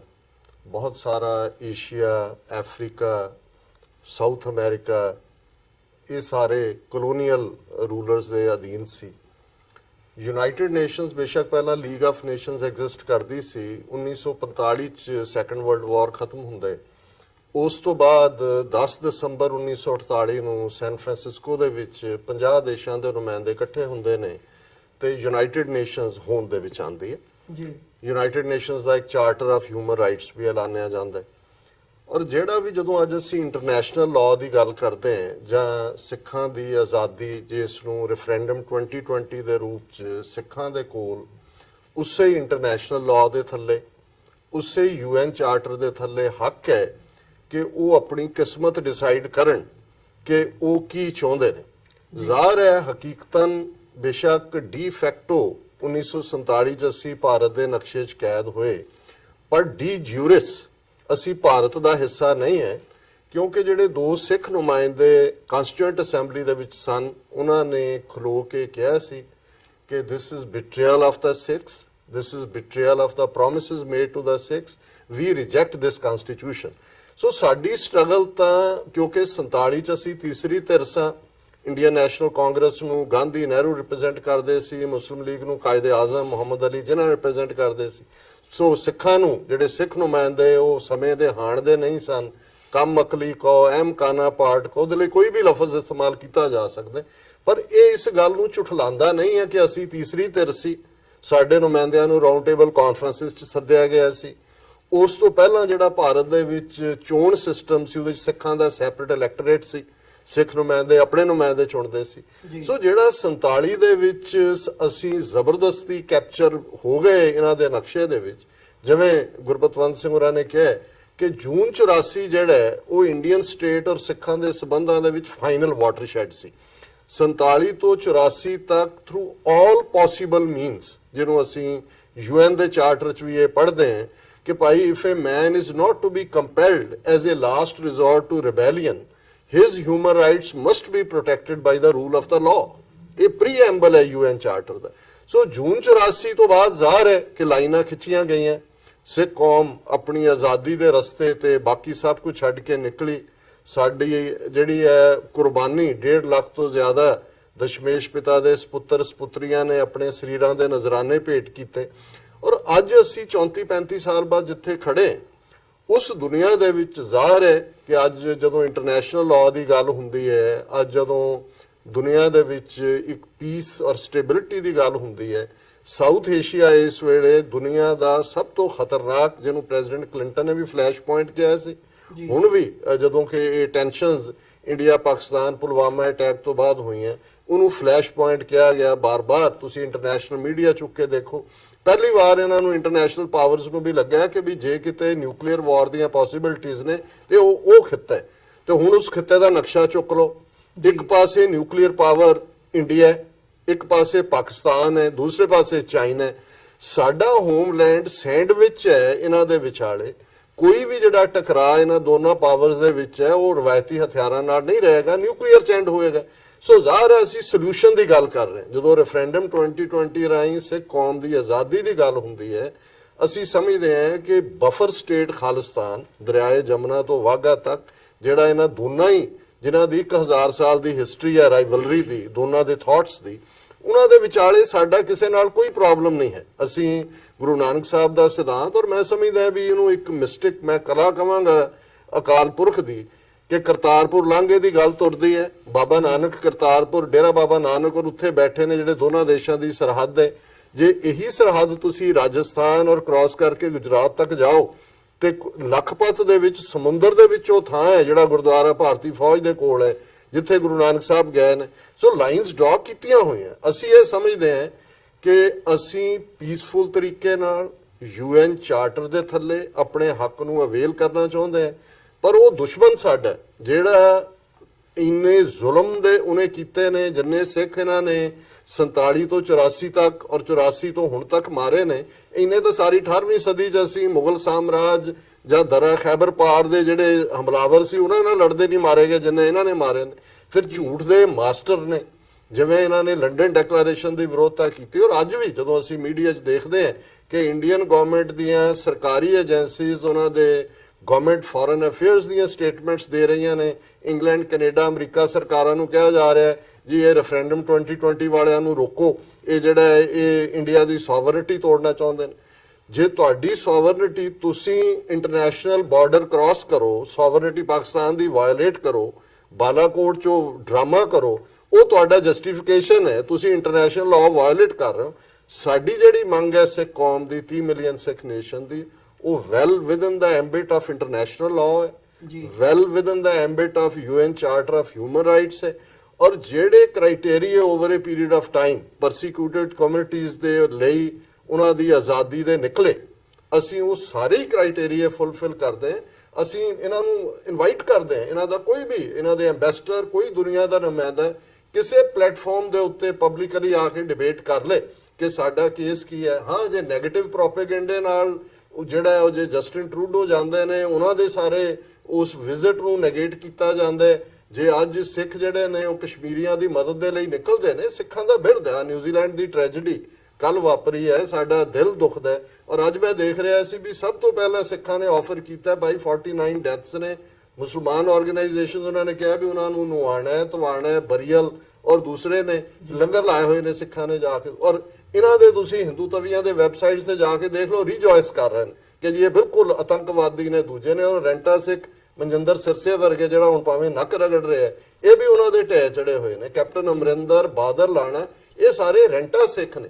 ਸੋ ਮੈਂ ਇਹ ਸਮਝਦਾ ਵੀ ਇਹ ਡਾਇਸਪੋਰਾ ਸਿੱਖਾਂ ਦੀ ਆਵਾਜ਼ ਜਿਹੜੀ ਪਾਵਰ ਦੇ ਨਾਲ ਉੱਭਰੀ ਹੈ, ਹੁਣ ਇਸ ਕੌਮ ਦੇ ਕਾਫਲੇ ਨੂੰ ਕੋਈ ਵੀ ਮੰਜ਼ਲੇ ਮਕਸੂਦ ਆਜ਼ਾਦੀ ਤੱਕ, ਖਾਲਿਸਤਾਨ ਦੀ ਪ੍ਰਾਪਤੀ ਤੱਕ ਪਹੁੰਚਣ ਤੋਂ ਨਹੀਂ ਰੋਕ ਸਕੇਗਾ। ਅਕਾਲ ਪੁਰਖ ਅੱਗੇ ਸਾਡੀ ਅਰਦਾਸ ਹੈ ਕਿ ਸਤਿਗੁਰੂ ਬਲ ਦੇ ਆਪਣੀ ਕੌਮ ਦੇ ਵਿੱਚ, ਗੁਰੂ ਵਸਦੇ ਨੇ ਆਲਵੇਜ਼, ਔਰ ਇਹਨਾਂ ਦੇ ਝੂਠ ਝਾਟ ਦਾ ਜਿਹੜਾ ਇਹ ਸੌਦਾ ਹੈ ਹੁਣ ਇਹ ਨਹੀਂ ਵੇਖੇਗਾ ਆਉਣ ਵਾਲੇ ਪੀਰੀਅਡ ਜੀ। ਡਾਕਟਰ ਜਿਵੇਂ ਤੁਸੀਂ ਇਹ ਸਾਰੇ ਬੈਕਗ੍ਰਾਉਂਡ ਦੇ ਵਿੱਚ ਗੱਲ ਕੀਤੀ ਹੈ, ਜਦੋਂ ਇਹ ਸਾਰੇ ਪਾਰਟ ਨੂੰ ਦੇਖਦੇ ਆ ਤੇ ਬੜੀ ਕਲੈਰਿਟੀ ਦੇ ਨਾਲ ਗੱਲ ਸਮਝ ਆਉਂਦੀ ਹੈ ਵੀ ਜਿਹੜਾ ਰਾਈਟ ਟੂ ਸੈਲਫ ਡਿਟਰਮੀਨੇਸ਼ਨ ਦਾ ਜਾਂ ਖਾਲਿਸਤਾਨ ਦਾ ਕੇਸ ਹੈ ਉਹਦਾ ਬੇਸਿਸ ਕੀ ਹੈ। ਪਰ ਇੱਕ ਤਬਕਾ ਅੱਜ ਵੀ ਹੈਗਾ, ਭਾਵੇਂ ਉਹ ਪੰਜਾਬ ਦੇ ਵਿੱਚ ਹੋਵੇ ਜਾਂ ਡਾਇਸਪੋਰਾ ਦੇ ਵਿੱਚ ਹੋਵੇ, ਜਿਹੜਾ ਇਹਨੂੰ ਕੁਐਸਚਨ ਕਰਦਾ ਵੀ ਜੀ ਕਿਉਂ ਚਾਹੀਦਾ ਹੈ, ਜਾਂ ਇਹ ਕਹਿ ਲਓ ਉਹਨਾਂ ਨੂੰ ਹੁੰਦਾ ਵੀ ਜੀ ਅਸੀਂ ਆਪਣੀ ਲਾਈਫ ਦੇ ਵਿੱਚ ਠੀਕ ਹਾਂ, ਪੱਗ ਵੀ ਬੰਨੀ ਹੋਈ ਹੈ ਤੇ ਦਾੜੀ ਵੀ ਰੱਖੀ ਹੋਈ ਹੈ ਤੇ ਘੁੰਮ ਫਿਰ ਵੀ ਰਹੇ ਹਾਂ, ਸਾਰਾ ਕੁਝ ਠੀਕ ਹੈ। ਉਹਨਾਂ ਨੂੰ ਕੋਈ ਲੱਗਦਾ ਨਹੀਂ ਵੀ ਸਾਨੂੰ ਇਦਾਂ ਦੀ ਕਿਸੇ ਚੀਜ਼ ਦੀ ਜਾਂ ਕਿਸੇ ਵੱਖਰੇ ਮੁਲਕ ਦੀ ਲੋੜ ਹੈਗੀ ਹੈ। ਸੋ ਉਹ ਥੌਟ ਜਾਂ ਉਹ ਕੀ ਕਾਰਨ ਨੇ ਵੀ ਉਹ ਜਿਹੜਾ ਇੱਕ ਤਬਕਾ ਹੈਗਾ ਉਹ ਇਦਾਂ ਦੇ ਵਿਸ਼ਵਾਸਾਂ ਦੇ ਵਿੱਚ ਹੈ। ਦੇਖੋ, ਜੇ ਅਸੀਂ ਕਿਸੇ ਹੋਰ ਇਤਿਹਾਸ ਵੱਲ ਨਾ ਵੀ ਨਿਗਾਹ ਮਾਰੀਏ, ਆਪਣੀ ਕੌਮ ਦਾ ਇਤਿਹਾਸ ਹੀ ਦੇਖ ਲਈਏ, 18ਵੀਂ ਸਦੀ ਵੱਲ ਜਾਈਏ, ਤੇ ਫਿਰ ਇਸ ਸਵਾਲ ਦਾ ਜਵਾਬ ਉਹਦੇ ਚੋਂ ਮਿਲ ਜਾਂਦਾ ਹੈ। ਜ਼ਾਹਰ ਹੈ ਕਿ ਇੱਕ ਤਬਕਾ ਜਦੋਂ ਵੀ ਵੇਲੇ ਦੇ ਹਾਕਮ ਜਿਹੜੇ ਨੇ ਉਹਨਾਂ ਦਾ ਇੱਕ ਕਲਚਰ ਬਣਦਾ ਹੈ, ਜਿਸ ਨੂੰ ਗੁਰੂ ਸਾਹਿਬ ਨੇ ਬਾਣੀ 'ਚ ਫਰਮਾਇਆ, ਜਿਸ ਹੀ ਕੀ ਸਰਕਾਰ ਤਿਸ ਹੀ ਕਾ ਸਭ ਕੋਈ, ਕਿ ਜਿਨ੍ਹਾਂ ਦੀ ਹਕੂਮਤ ਹੁੰਦੀ ਹੈ, ਜਿਨ੍ਹਾਂ ਦੇ ਕੋਲ ਪਾਵਰ ਹੁੰਦੀ ਹੈ, ਉਹਨਾਂ ਦਾ ਸੱਭਿਆਚਾਰ, ਉਹਨਾਂ ਦੀ ਤਹਿਜ਼ੀਬ, ਉਹਨਾਂ ਦੀ ਬੋਲੀ, ਉਹਨਾਂ ਦਾ ਸੋਚਣ ਢੰਗ, ਔਰ ਇੱਕ ਵੱਡਾ ਤਬਕਾ ਵੇਲੇ ਦੇ ਹਾਕਮਾਂ ਨੂੰ ਖੁਸ਼ ਕਰਨ ਦੇ ਲਈ, ਇਹ ਉਹੀ ਲੋਕ ਜਿਹੜੇ ਅੱਜ ਹਿੰਦੂ ਪ੍ਰਾਈਡ ਦੀ ਗੱਲ ਕਰ ਰਹੇ ਨੇ, ਇਹਨਾਂ ਨੇ ਸ਼ਲੋਕ ਘੜਿਆ ਸੀ ਦਿੱਲੀਸ਼ਵਰੋ ਈਸ਼ਵਰੋ, ਕਿ ਦਿੱਲੀ ਦਾ ਬਾਦਸ਼ਾਹ ਹੀ ਰੱਬ ਹੈ। 1000 ਸਾਲ ਜੁੱਤੀਆਂ ਖਾਣਾ ਜਿਹੜਾ ਉਹਨੂੰ ਵੀ ਜਸਟੀਫਾਈ ਕਰਦੇ ਸੀ ਆਪਣੇ ਸ਼ਲੋਕ ਘੜ ਕੇ ਕਿ ਜੀ ਅਸੀਂ ਬਹੁਤ ਸੁਖੀ ਹਾਂ, ਇਹ ਰੱਬ ਨੇ ਸਾਨੂੰ ਇਹ ਬਾਦਸ਼ਾਹ ਭੇਜਿਆ। ਸੋ ਮੈਂ ਸਮਝਦਾ ਵੀ ਸਾਨੂੰ ਉਹਨਾਂ ਦੀ ਪਰਵਾਹ ਕਰਨ ਦੀ ਲੋੜ ਨਹੀਂ ਹੈ। ਹਮੇਸ਼ਾ ਹੀ ਜਦੋਂ ਅਨੰਦਪੁਰ ਸਾਹਿਬ 'ਚ 10ਵੇਂ ਪਾਤਸ਼ਾਹ ਨੇ ਇਕੱਠ ਸੱਦਿਆ, 80,000 ਦਾ ਇਕੱਠ ਹੈ। 230 ਸਾਲ ਗੁਰੂ ਨਾਨਕ ਸਾਹਿਬ ਤੋਂ ਲੈ ਕੇ 10ਵੇਂ ਪਾਤਸ਼ਾਹ ਤੱਕ, 1469 ਤੋਂ 1699 ਤੱਕ ਜਿਹੜਾ ਉਸ ਧਰਤੀ ਤੇ ਪ੍ਰਚਾਰ ਹੋਇਆ ਸੀ, ਉਹਨਾਂ 80,000 ਚੋਂ ਵੀ 5 ਸਿੱਖ ਨਿਕਲੇ ਸੀ। ਔਰ ਜ਼ਾਹਰ ਹੈ ਕਿ ਤਬਦੀਲੀ ਜਿਹੜੀ ਹੁੰਦੀ ਹੈ, ਬਹੁਤ ਇੱਕ ਤਬਕਾ ਵਕਤ ਪਾ ਕੇ ਸਟੇਟਸ ਕੋ ਦੇ ਨਾਲ ਕੰਫਰਟੇਬਲ ਹੁੰਦਾ ਹੈ, ਉਹ ਗੁਲਾਮ ਔਰ ਮਾਲਕ ਦਾ ਵੀ ਹੋਈ। ਔਰ ਅਮਰੀਕਾ ਦੀ ਜੇ ਅਸੀਂ ਸਿਵਲ ਲਿਬਰਟੀ ਮੂਵਮੈਂਟ ਤੋਂ ਪਹਿਲਾਂ ਦੀ ਗੱਲ ਦੇਖੀਏ, ਮੈਲਕਮ ਐਕਸ ਜਿਹੜਾ ਇੱਕ ਬੜੀ ਵੱਡੀ ਆਵਾਜ਼ ਸੀ, ਉਹਨੇ ਇੱਕ ਥਾਂ ਤੇ ਕਿਹਾ, ਉਹਨੇ ਕਿਹਾ ਜੀ ਉਦੋਂ ਵੀ ਇਹ ਸੀ ਕਿ ਜਿਹੜੇ ਨਾਰਥ ਦੇ ਕਾਲੇ ਸੀ ਗੁਲਾਮ, ਉਹ ਸਮਝਦੇ ਸੀ ਕਿਹੜੀ ਗੁਲਾਮੀ ਹੈ, ਅਸੀਂ ਸਾਹਿਬ ਜਿਹੜਾ ਸੂਟ ਪਾਉਂਦਾ ਹੈ ਉਸ ਤੋਂ ਬਾਅਦ ਉਹ ਸਾਨੂੰ ਦੇ ਦਿੰਦਾ ਪਾਣ ਨੂੰ। ਦੂਜਾ ਜਿਹੜੇ ਸਾਊਥ ਦੇ ਕਾਲੇ ਸੀ ਜਿਨ੍ਹਾਂ ਨੂੰ ਬੌਲਦ ਦੀ ਥਾਂ ਤੇ ਅੱਗੇ ਜੋਤਿਆ ਜਾਂਦਾ ਸੀ, ਉਹ ਵਰਸਟ ਹਾਲਤ ਸੀ। ਨਾਰਥ ਦਾ ਕਾਲਾ ਮਹਿਸੂਸ ਕਰਦਾ ਸੀ ਮੈਂ ਸੁਪੀਰੀਅਰ ਹਾਂ ਉਹਦੇ ਨਾਲ। ਤੇ ਮੈਲਕਮ ਐਕਸ ਨੇ ਕਿਹਾ ਸੀ ਕਿ ਵੀ ਤੂੰ ਨਾਰਥ 'ਚ ਹੈ ਕਿ ਸਾਊਥ 'ਚ ਹੈ, but you both are dogs, ਤੁਹਾਨੂੰ ਡੌਗਸ ਦੀ ਤਰ੍ਹਾਂ ਟਰੀਟ ਕਰਦੇ ਨੇ। ਸੋ ਮੈਂ ਸਮਝਦਾ ਵੀ ਇਹ ਤਬਕਾ ਇੱਕ ਜਿਹੜਾ ਅੱਜ ਗੁਲਾਮੀ ਨੂੰ ਹੀ ਉਸ ਤੋਤੇ ਵਾਂਗ ਜਿਹੜਾ ਪਿੰਜਰੇ ਦੀ ਚੂਰੀ ਨੂੰ ਇੰਜੋਏ ਕਰਨ ਲੱਗ ਜਾਂਦਾ ਹੈ, ਇਸ ਕਿਸਮ ਦੀਆਂ ਗੱਲਾਂ ਕਰਦਾ। ਬਟ ਇਵੈਂਚੁਅਲੀ ਜਿਹੜੀ, ਔਰ ਮੈਂ ਇਹ ਸਮਝਦਾ ਵੀ ਡਾਇਸਪੋਰਾ ਸਿੱਖ, ਜਿਵੇਂ ਇਜ਼ਰਾਈਲ ਦੀ ਬਣਤਰ ਦੇ ਵਿੱਚ ਡਾਇਸਪੋਰਾ ਯਹੂਦੀਆਂ ਨੇ ਰੋਲ ਅਦਾ ਕੀਤਾ, ਇਸੇ ਤਰ੍ਹਾਂ ਜਿਹੜਾ, ਔਰ ਈਵਨ ਜੇ ਪਾਕਿਸਤਾਨ ਦੀ ਕਾਇਮੀ ਵੱਲ ਦੇਖੀਏ, ਉਹ ਰਹਿਮਤ ਅਲੀ ਹੋਣ ਜਾਂ ਜੇ ਕਾਇਦੇ ਆਜ਼ਮ ਔਰ ਇਹ ਸਾਰੀਆਂ ਸ਼ਖਸੀਅਤਾਂ ਬਾਹਰ ਲੰਡਨ ਪੜ੍ਹਨ ਆਈਆਂ, ਉਹਨਾਂ ਨੇ ਸਮਝਿਆ ਕਿ ਵੀ ਇਹ ਕੀ ਹੈ, ਇਹਨਾਂ ਦਾ ਮਾਈਂਡਸੈਟ ਸੈਕੂਲਰਿਜ਼ਮ ਦੇ ਲਬਾਦੇ ਥੱਲੇ ਨਹਿਰੂ ਔਰ ਗਾਂਧੀ ਦੇ ਦਿਮਾਗ 'ਚ ਕੀ ਚੱਲ ਰਿਹਾ ਔਰ ਇਹਨਾਂ ਨੇ ਕੀ ਕਰਨਾ। ਸੋ ਮੈਂ ਸਮਝਦਾ ਵੀ ਆਲਰੇਡੀ ਇਹ ਜਿਹੜਾ ਬਿਗਲ ਵੱਜਿਆ ਹੋਇਆ ਉਹ ਸਾਡੇ ਸ਼ਹੀਦਾਂ ਨੇ ਆਪਣੇ ਖੂਨ ਨਾਲ, ਔਰ ਇਹ ਗੱਲ ਸਾਨੂੰ ਯਾਦ ਰੱਖਣ ਦੀ ਲੋੜ ਹੈ, 20ਵੀਂ ਸਦੀ ਦੇ ਮਹਾਨ ਸਿੱਖ ਸੰਤ ਜਰਨੈਲ ਸਿੰਘ ਖਾਲਸਾ ਪਿੰਡਾਂ ਵਾਲਿਆਂ ਦੇ ਇਹ ਬੋਲ ਨੇ ਕਿ ਜੇ ਅਣਖ ਨਾਲ ਜਿਉਣੇ ਤੇ ਲੜਨਾ ਪਵੇਗਾ। ਇਹ ਗੱਲ ਬਿਲਕੁਲ ਸਪਸ਼ਟ ਹੋਣੀ ਚਾਹੀਦੀ ਹੈ। ਸਟੇਟਸ ਕੋ ਤਾਂ ਫਿਰ ਠੀਕ ਹੈ, ਇੱਕ ਮਾਲਕ ਹੈ, ਇੱਕ ਗੁਲਾਮ ਹੈ, ਇੱਕ ਜੁੱਤੀਆਂ ਮਾਰ ਰਿਹਾ, ਜੁੱਤੀਆਂ ਖਾਈ ਜਾਏ, ਬੜੀ ਪੀਸ ਹੈ। ਜਿੱਦਣ ਤੁਸੀਂ ਚੈਲੰਜ ਕਰੋਗੇ ਉਹਨੂੰ, ਉਦੋਂ ਜਿਹੜਾ ਕੁਛ ਨਾ ਕੁਛ ਗੜਬੜ ਵੀ ਹੋਏਗੀ। ਔਰ ਅਸੀਂ ਇਹ ਗੱਲ ਬਾਰ-ਬਾਰ ਦੁਹਰਾ ਰਹੇ ਹਾਂ ਕਿ ਜੋ ਅਸੀਂ ਕਰ ਰਹੇ ਹਾਂ well within the ambit of international law ਹੈ। ਸੋ ਮੈਂ ਸਮਝਦਾ ਵੀ ਬਹੁਤ ਅਵੇਅਰਨੈਸ ਹੋਈ ਹੈ ਇਹਨਾਂ ਸਾਰੇ ਵਰਿਆਂ ਦੇ ਵਿੱਚ। ਔਰ ਮੈਂ ਕੋਈ ਇਹ ਬੈਠੀ ਹੈ ਟੀਮ 6 ਫਾਰ ਜਸਟਿਸ ਦੀ, ਕੋਈ ਇਹਨਾਂ ਦੀ ਖੁਸ਼ਾਮਦ ਲਈ ਇਹ ਲਫ਼ਜ਼ ਨਹੀਂ ਕਹਿੰਦਾ, ਪਰ ਮੈਂ ਇਹ ਜ਼ਰੂਰ ਕਹਿਣਾ ਚਾਹੁੰਦਾ ਵੀ ਜਿਵੇਂ ਸਿਸਟੇਮੈਟਿਕ ਤਰੀਕੇ ਨਾਲ, ਜਿਵੇਂ ਫੋਰਸਫੁਲੀ 6 ਫਾਰ ਜਸਟਿਸ ਨੇ ਇਸ ਕੇਸ ਨੂੰ ਅੱਗੇ ਵਧਾਇਆ, ਮੇਬੀ ਹਰ ਗੱਲ ਨਾਲ ਅਸੀਂ ਵੀ ਨਾ ਸਹਿਮਤ ਹੁੰਦੇ ਹੋਈਏ, ਉਹ ਹਰ ਇੱਕ ਦਾ ਹੱਕ ਹੈ, ਵੀ ਐਗਰੀ ਟੂ ਡਿਸਐਗਰੀ। ਔਰ ਇਹੀ ਗੱਲ ਅਸੀਂ ਦੂਸਰੀਆਂ ਧਿਰਾਂ ਨੂੰ ਵੀ ਕਹਿਣਾ ਚਾਹੁੰਦੇ ਹਾਂ ਕਿ ਭਾਈ ਜਿਹੜੇ ਸਚਿਆਰਤਾ ਦੇ ਨਾਲ ਕੌਮ ਦੇ ਗਲੋਂ ਗੁਲਾਮੀ ਦੇ ਸੰਗਲ ਕੱਟਣ ਲਈ ਲੱਗੇ ਹੋਏ ਨੇ, ਵਿਰੋਧ ਤਾਂ ਨਾ ਕਰੋ, ਤੇ ਜੇ ਤੁਸੀਂ ਨਹੀਂ ਵੀ ਸਹਿਮਤ, ਘੱਟੋ ਘੱਟ ਚੁੱਪ ਹੀ ਕਰ ਜਾਓ। ਸੋ ਮੈਂ ਸਮਝਦਾ ਵੀ ਦੁਸ਼ਮਣ ਦੀਆਂ ਅੱਖਾਂ 'ਚ ਦੇਖੋ ਉਹਨਾਂ ਨੂੰ ਕਿੰਨਾ, ਉਹ ਡਿਮਾਰਸ਼ੇ ਦਿੰਦੇ ਨੇ, 3 ਡਿਮਾਰਸ਼ੇ ਉਹਨਾਂ ਨੇ 12 ਅਗਸਤ ਦੀ ਲੰਡਨ ਰੈਲੀ ਤੋਂ ਪਹਿਲਾਂ ਦਿੱਤੇ। ਹੁਣ ਅਜੇ ਪ੍ਰੋਸੈਸ ਸ਼ੁਰੂ ਹੋਣੀ ਹੈ, ਐਨ ਮੌਕੇ ਦੇ ਉੱਤੇ ਨਿਊਯਾਰਕ ਕਾਨਫਰੰਸ ਤੋਂ ਪਹਿਲਾਂ ਉਹਨਾਂ ਦੀ ਫੋਰਨ ਅਫੇਅਰਸ ਦੀ ਮਿਨਿਸਟਰੀ ਕਹਿ ਰਹੀ ਹੈ। ਦੁਸ਼ਮਣ ਦੀਆਂ ਅੱਖਾਂ ਰਾਹੀਂ ਦੇਖ ਲਓ ਕਿ ਵੀ ਜੇ ਦੁਸ਼ਮਣ ਨੂੰ ਇੰਨੀ ਤਕਲੀਫ ਹੈ, ਕੁਝ ਤਾਂ ਚੰਗੀ ਚੀਜ਼ ਹੋਏਗੀ। ਉਹ ਡਾਕਟਰ ਅੰਬੇਦਕਰ ਦਾ ਇੱਕ ਕੋਟ ਹੈ ਕਿ ਜਦੋਂ ਇਹ ਮੈਜੋਰਿਟੀ ਜਿਹੜੀ ਹੈ ਦੁਖੀ ਹੋਏ, ਉਦੋਂ ਸਮਝੋ ਵੀ ਘੱਟ ਗਿਣਤੀਆਂ ਦਾ ਭਲਾ ਹੋ ਰਿਹਾ। ਸੋ ਮੈਂ ਸਮਝਦਾ ਵੀ ਇਵੈਂਚੁਅਲੀ ਉਹਨਾਂ ਨੂੰ ਵੀ ਇਸ ਰਸਤੇ ਤੇ ਆਉਣਾ ਪਏਗਾ। ਉਹਨਾਂ ਚੋਂ ਇੱਕ ਕਲਾਸ ਰੈਂਟਾ ਸਿੱਖਾਂ ਦੀ ਹੈ, ਉਹ ਤਾਂ ਹਮੇਸ਼ਾ ਹੀ ਰਹੇ ਨੇ, ਜੋ ਬੀਤੇ 'ਚ ਵੀ ਉਸ ਕਿਸਮ ਦਾ ਉਹਨਾਂ ਦਾ ਰੋਲ ਸੀ। ਅਮਰਿੰਦਰ ਦੇ ਆਲੇ ਇਹਦੇ ਬਜ਼ੁਰਗ ਤੋਂ ਹੁਣ ਤੱਕ ਦਾ ਇਤਿਹਾਸ ਦੇਖ ਲਓ, ਇਹਨਾਂ ਨੇ ਟ੍ਰੇਟਰੀ ਤੋਂ ਬਿਨਾਂ ਕੁਝ ਨਹੀਂ ਕੀਤਾ। ਰਾਜੇ ਦਾ ਖਿਤਾਬ ਵੀ ਆਲੇ ਨੂੰ, ਆਲਾ ਸਿੰਘ ਜਿਹਨੂੰ ਕਹਿੰਦੇ ਨੇ, ਉਹ ਅਬਦਾਲੀ ਨੇ ਦਿੱਤਾ ਹੋਇਆ ਸੀ। ਉਹਨਾਂ ਦੇ ਰਿਕਾਰਡ 'ਚ ਲਿਖਿਆ ਹੋਇਆ, ਆਲਾ ਜੱਟ ਹਜ਼ੂਰ ਦੀ ਸ਼ਰਨ ਆਇਆ। ਅੰਗਰੇਜ਼ਾਂ ਦੇ ਵੇਲੇ ਇੱਧਰ ਮਹਾਰਾਜਾ ਰਣਜੀਤ ਸਿੰਘ ਐਮਪਾਇਰ ਕਰ ਰਿਹਾ ਸੀ, ਅੰਗਰੇਜ਼ਾਂ ਦੀ ਕੱਛ ਜਾ ਵੜੇ ਸੀ, ਪ੍ਰੋਟੈਕਟੋਰੇਟ ਸਟੇਟ। 47 ਦੇ ਦੌਰ 'ਚ ਯਾਦਵਿੰਦਰ ਸਿੰਘ ਚੈਂਬਰ ਆਫ ਪ੍ਰਿੰਸਿਸ 570 ਉਹਨਾਂ ਦਾ ਚਾਂਸਲਰ ਸੀ। ਬਿਨਾਂ ਕਿਸੇ ਨਾਲ ਸਲਾਹ ਕੀਤੇ ਸਭ ਤੋਂ ਪਹਿਲਾਂ ਇਹਨੇ ਆਪਣੀ ਸਟੇਟ ਸਰੈਂਡਰ ਕੀਤੀ ਪਟੇਲ ਕੋਲ ਜਾ ਕੇ। ਕਾਇਦੇ ਆਜ਼ਮ ਔਰ ਲਿਆਕਤ ਅਲੀ ਮਿਲਣ ਗਏ ਪਟਿਆਲੇ ਕਿ ਭਾਈ ਬਣਾ ਲਓ ਸਿੱਖਾਂ ਦਾ ਕੁਝ, ਤੁਹਾਡੀ ਸਭ ਤੋਂ ਵੱਡੀ ਸਟੇਟ ਹੈ, ਤੁਹਾਡੀਆਂ 6-7 ਸਟੇਟਾਂ ਨੇ, ਆਓ ਕੋਈ ਇਲਾਹਾਕ ਕਰੀਏ। ਇਹਨੇ ਉਸੇ ਸ਼ਾਮ ਨੂੰ ਨਹਿਰੂ ਨੂੰ ਜਿਹੜਾ ਉਹ ਇਨਫੋਰਮ ਕੀਤਾ ਜੀ ਆ ਮੈਨੂੰ ਆਫਰ ਆਈ ਹੈ। ਔਰ ਵੇਵਰ, ਲਾਰਡ ਵੇਵਰ, ਉਹਨੇ ਆਪਣੀ ਡਾਇਰੀ 'ਚ ਲਿਖਿਆ ਹੋਇਆ ਕਿ he is a handsome man but can't be trusted. So ਉਹਦੀ ਔਲਾਦ ਹੈ ਅਮਰਿੰਦਰ। ਸੋ ਇਹ ਜੋ ਕਰ ਰਹੇ ਨੇ, ਇਹਨਾਂ ਦੇ ਕਹਿਣ ਦੇ ਉੱਤੇ ਨਾ ਕੋਈ ਸਾਡੀ ਆਜ਼ਾਦੀ ਨੂੰ ਰੋਕ ਸਕਦਾ ਹੈ। ਲੋਕ ਪੰਜਾਬ ਦੇ ਕਦੋਂ ਲੋਕਾਂ ਨੂੰ ਆਵਾਜ਼ ਮਾਰੀ ਲੋਕ ਨਹੀਂ ਆਏ। ਪਿਛਲੇ 8 ਸਾਲ 10 ਸਾਲ 'ਚ ਦੇਖ ਲਓ, ਸਰਬੱਤ ਖਾਲਸਾ ਦੇਖ ਲਓ, 2012 'ਚ ਬਲਵੰਤ ਸਿੰਘ ਰਾਜੋਆਣਾ ਦੀ ਜਦੋਂ ਫਾਂਸੀ ਦੀ ਹੁੰਦੀ ਹੈ, ਸਾਰਾ ਪੰਜਾਬ ਬਾਹਰ ਨਿਕਲਦਾ। ਆ ਹੁਣ ਬਰਗਾੜੀ ਦੇ ਮੋਰਚੇ ਵੇਲੇ ਦੇਖ ਲਓ ਕਿਵੇਂ ਲੱਖਾਂ ਸਿੱਖ ਆਏ ਨੇ। ਸੋ ਪੰਜਾਬ 'ਚ ਇਹ ਹਕੂਮਤ ਨੂੰ ਪਤਾ ਹੈ ਕਿ ਉੱਥੇ ਤੁਸੀਂ ਇਹ ਰੈਂਟਾ ਸਿੱਖ ਇਕੱਠੇ ਕਰਕੇ ਤੁਸੀਂ ਆਵਾਜ਼ ਦਬਾਉਣ ਦੀ ਕੋਸ਼ਿਸ਼ ਕਰ ਰਹੇ ਹੋ। ਜਦੋਂ ਇਹ ਇੰਡੀਅਨ ਫੋਰਸਿਸ ਉੱਥੋਂ ਬਾਹਰ ਨਿਕਲਣਗੀਆਂ, ਅੱਜ ਨਾਨ ਬਾਈਂਡਿੰਗ ਹੈ, ਉਹ ਵਕਤ ਆਏਗਾ UN ਦੇ ਥੱਲੇ ਹੋਏਗਾ, UN ਦੇ ਆਬਜ਼ਰਵਰ ਹੋਣਗੇ, ਆਪਣਾ ਪ੍ਰਚਾਰ ਕਰ ਲੈਣ, ਸਾਡੇ ਕੋਲ ਮੌਕਾ ਹੋਏਗਾ, ਲੋਕ ਜਿਹੜੇ ਨੇ ਡਿਸਾਈਡ ਕਰ ਲੈਣ। ਇਹਨਾਂ ਨੂੰ ਪਤਾ ਹੈ ਕਸ਼ਮੀਰ 'ਚ ਕਿਉਂ ਨਹੀਂ ਕਰਵਾਉਂਦੇ ਰੈਫਰੈਂਡਮ ਜੀ, ਜੇ ਉੱਥੇ 17 ਰੈਜ਼ੋਲੂਸ਼ਨ ਨੇ, ਕਿਉਂਕਿ ਇਹਨਾਂ ਨੂੰ ਪਤਾ ਹੈ ਵੀ ਲੋਕਾਂ ਦਾ ਵਰਡਿਕਟ ਕੀ ਹੈ। ਇਹੀ ਸਿੱਖਾਂ ਦੇ ਮਾਮਲੇ 'ਚ। ਸੋ ਮੇਰਾ ਖਿਆਲ ਹੈ ਵੀ ਅਸੀਂ ਕੋਈ ਕਿਸੇ ਦੇ ਵਿਰੋਧ 'ਚ ਯਕੀਨ ਨਹੀਂ ਰੱਖਦੇ, ਪਰ ਇਹ ਜਿਹੜੇ ਰੈਂਟਾ ਸਿੱਖ ਨੇ, ਦੇ should be put in there place as well. ਸਾਨੂੰ ਫੋਕਸ ਆਪਣੇ ਨਿਸ਼ਾਨੇ ਤੇ ਕਰਨਾ ਚਾਹੀਦਾ ਕਿ ਭਾਈ ਅਸੀਂ ਜਿਹੜਾ ਕੌਮੀ ਆਜ਼ਾਦੀ ਲੈਣੀ ਹੈ ਔਰ ਉਸ ਦੇ ਲਈ ਜਿਹੜਾ ਇਹ ਪ੍ਰੋਸੈਸ ਹੈ ਰੈਫਰੈਂਡਮ ਦਾ, ਇਹ ਸਾਡੀ ਇੱਕ ਪੇਸ਼ਕਦਮੀ ਹੈ ਆਪਣੀ ਮੰਜ਼ਿਲੇ ਮਕਸੂਦ ਦੇ ਵੱਲ। ਜੀ ਬਿਲਕੁਲ। ਗੁਰਪ੍ਰੀਤ ਸਿੰਘ ਜੀ, ਤੁਹਾਡੇ ਵੱਲ ਆਵਾਂ, ਜਿਵੇਂ ਮੁਹਿੰਮ ਦੇ ਨਾਲ ਤੁਸੀਂ ਗਰਾਊਂਡ ਲੈਵਲ ਤੇ ਕੰਮ ਕਰ ਰਹੇ ਹੋ ਜੀ। ਕੋਈ ਵੀ ਜਿਹੜੀ ਇਦਾਂ ਦੀ ਮੁਹਿੰਮ ਹੁੰਦੀ ਹੈ ਜਿਹਦੇ ਵਿੱਚ ਲੋਕ ਰਾਏ ਮੈਟਰ ਕਰਦੀ ਹੁੰਦੀ ਹੈ, ਉਹਦੇ ਵਿੱਚ ਯੂਥ ਦਾ ਬੜਾ ਵੱਡਾ ਯੋਗਦਾਨ ਹੁੰਦਾ ਜੀ। ਸੋ ਇਸ 6 ਫॉर ਜਸਟਿਸ ਦੀ ਜਿਹੜੀ ਇਹ ਰੈਫਰੈਂਡਮ 2020 ਦੀ ਮੁਹਿੰਮ ਹੈਗੀ ਹੈ, ਇਹਦੇ ਨਾਲ ਜਦੋਂ ਯੂਥ ਦੀ ਇਨਵੋਲਵਮੈਂਟ ਦੀ ਗੱਲ ਆਉਂਦੀ ਹੈ ਤਾਂ ਕੀ ਸਮਝਦੇ ਹੋ, ਭਾਵੇਂ ਉਹ ਪੰਜਾਬ ਦਾ ਯੂਥ ਹੋਵੇ ਜਾਂ ਇੱਥੇ ਅਮਰੀਕਾ ਕੈਨੇਡਾ ਦੇ ਵਿੱਚ ਬੈਠਿਆਂ ਜਿਹੜਾ ਯੂਥ ਹੈ ਉਹ ਕਿੰਨਾ ਕੁ ਇਨਵੋਲਵਡ ਹੈ? ਦੇਖੋ ਇਦਾਂ ਵੀ ਜਿਹੜਾ ਯੂਥ ਆ ਉਹ ਤਾਂ ਮੇਰੇ ਹਿਸਾਬ ਦੇ ਨਾਲ ਅੱਜ ਤੱਕ ਜਿੰਨੀਆਂ ਕੋਈ ਵੀ ਮੂਵਮੈਂਟਸ ਹੋਈਆਂ ਨੇ ਦੁਨੀਆ ਦੇ ਵਿੱਚ, ਭਾਵੇਂ ਉਹ ਆਜ਼ਾਦੀ ਦੀਆਂ ਹੋਣ ਜਾਂ ਰਿਬੈਲੀਅਨ ਦੀਆਂ ਹੋਣ, ਕੋਈ ਵੀ ਹੋਣ, youth is the main blood line ਜਿਹੜੀ ਚੱਲਦੀ ਆ ਮੋਰੇ, ਜਿਹੜੀ ਮੇਨ ਉਸ ਮੂਵਮੈਂਟ ਨੂੰ ਰਨ ਕਰਦੀ ਆ ਗਰਾਊਂਡ ਲੈਵਲ ਦੇ ਉੱਤੇ। ਸੋ ਬੇਸਿਕਲੀ ਲੀਡਰ ਤਾਂ ਉੱਪਰੋਂ ਦੱਸ ਦਿੰਦੇ ਆ, ਥੱਲੇ ਤਾਂ ਯੂਥ ਨਹੀਂ ਕਰਨਾ ਹੁੰਦਾ। ਜਿੰਨਾ ਕੁ ਅਸੀਂ ਇਨਵੋਲਵ ਆ ਸੋਸ਼ਲ ਮੀਡੀਆ ਦੇ ਉੱਤੇ, ਤੁਸੀਂ ਦੇਖਦੇ ਹੀ ਆ ਸਾਨੂੰ ਰੋਜ਼, ਇੰਸਟਾਗ੍ਰਾਮ, ਟਵਿੱਟਰ, ਸਾਰੇ ਪਾਸੇ ਹੈਗੇ ਆ। ਯੂਥ ਵੈਸੇ ਪ੍ਰਭਾਵਿਤ ਆ ਵੀ ਇਹ ਕੰਮ ਵਧੀਆ ਕਰ ਰਹੇ ਆ ਤੇ ਜੁੜਨਾ ਵੀ ਚਾਹੁੰਦੇ ਆ। ਰੋਜ਼ 10-20 ਬੰਦੇ ਸਾਨੂੰ ਕਹਿੰਦੇ ਵੀ ਦੱਸੋ ਕੀ ਕਰੀਏ ਅਸੀਂ। ਮੋਸਟਲੀ ਪੰਜਾਬ ਤੋਂ ਹੀ ਹੁੰਦੇ ਆ ਉਹ।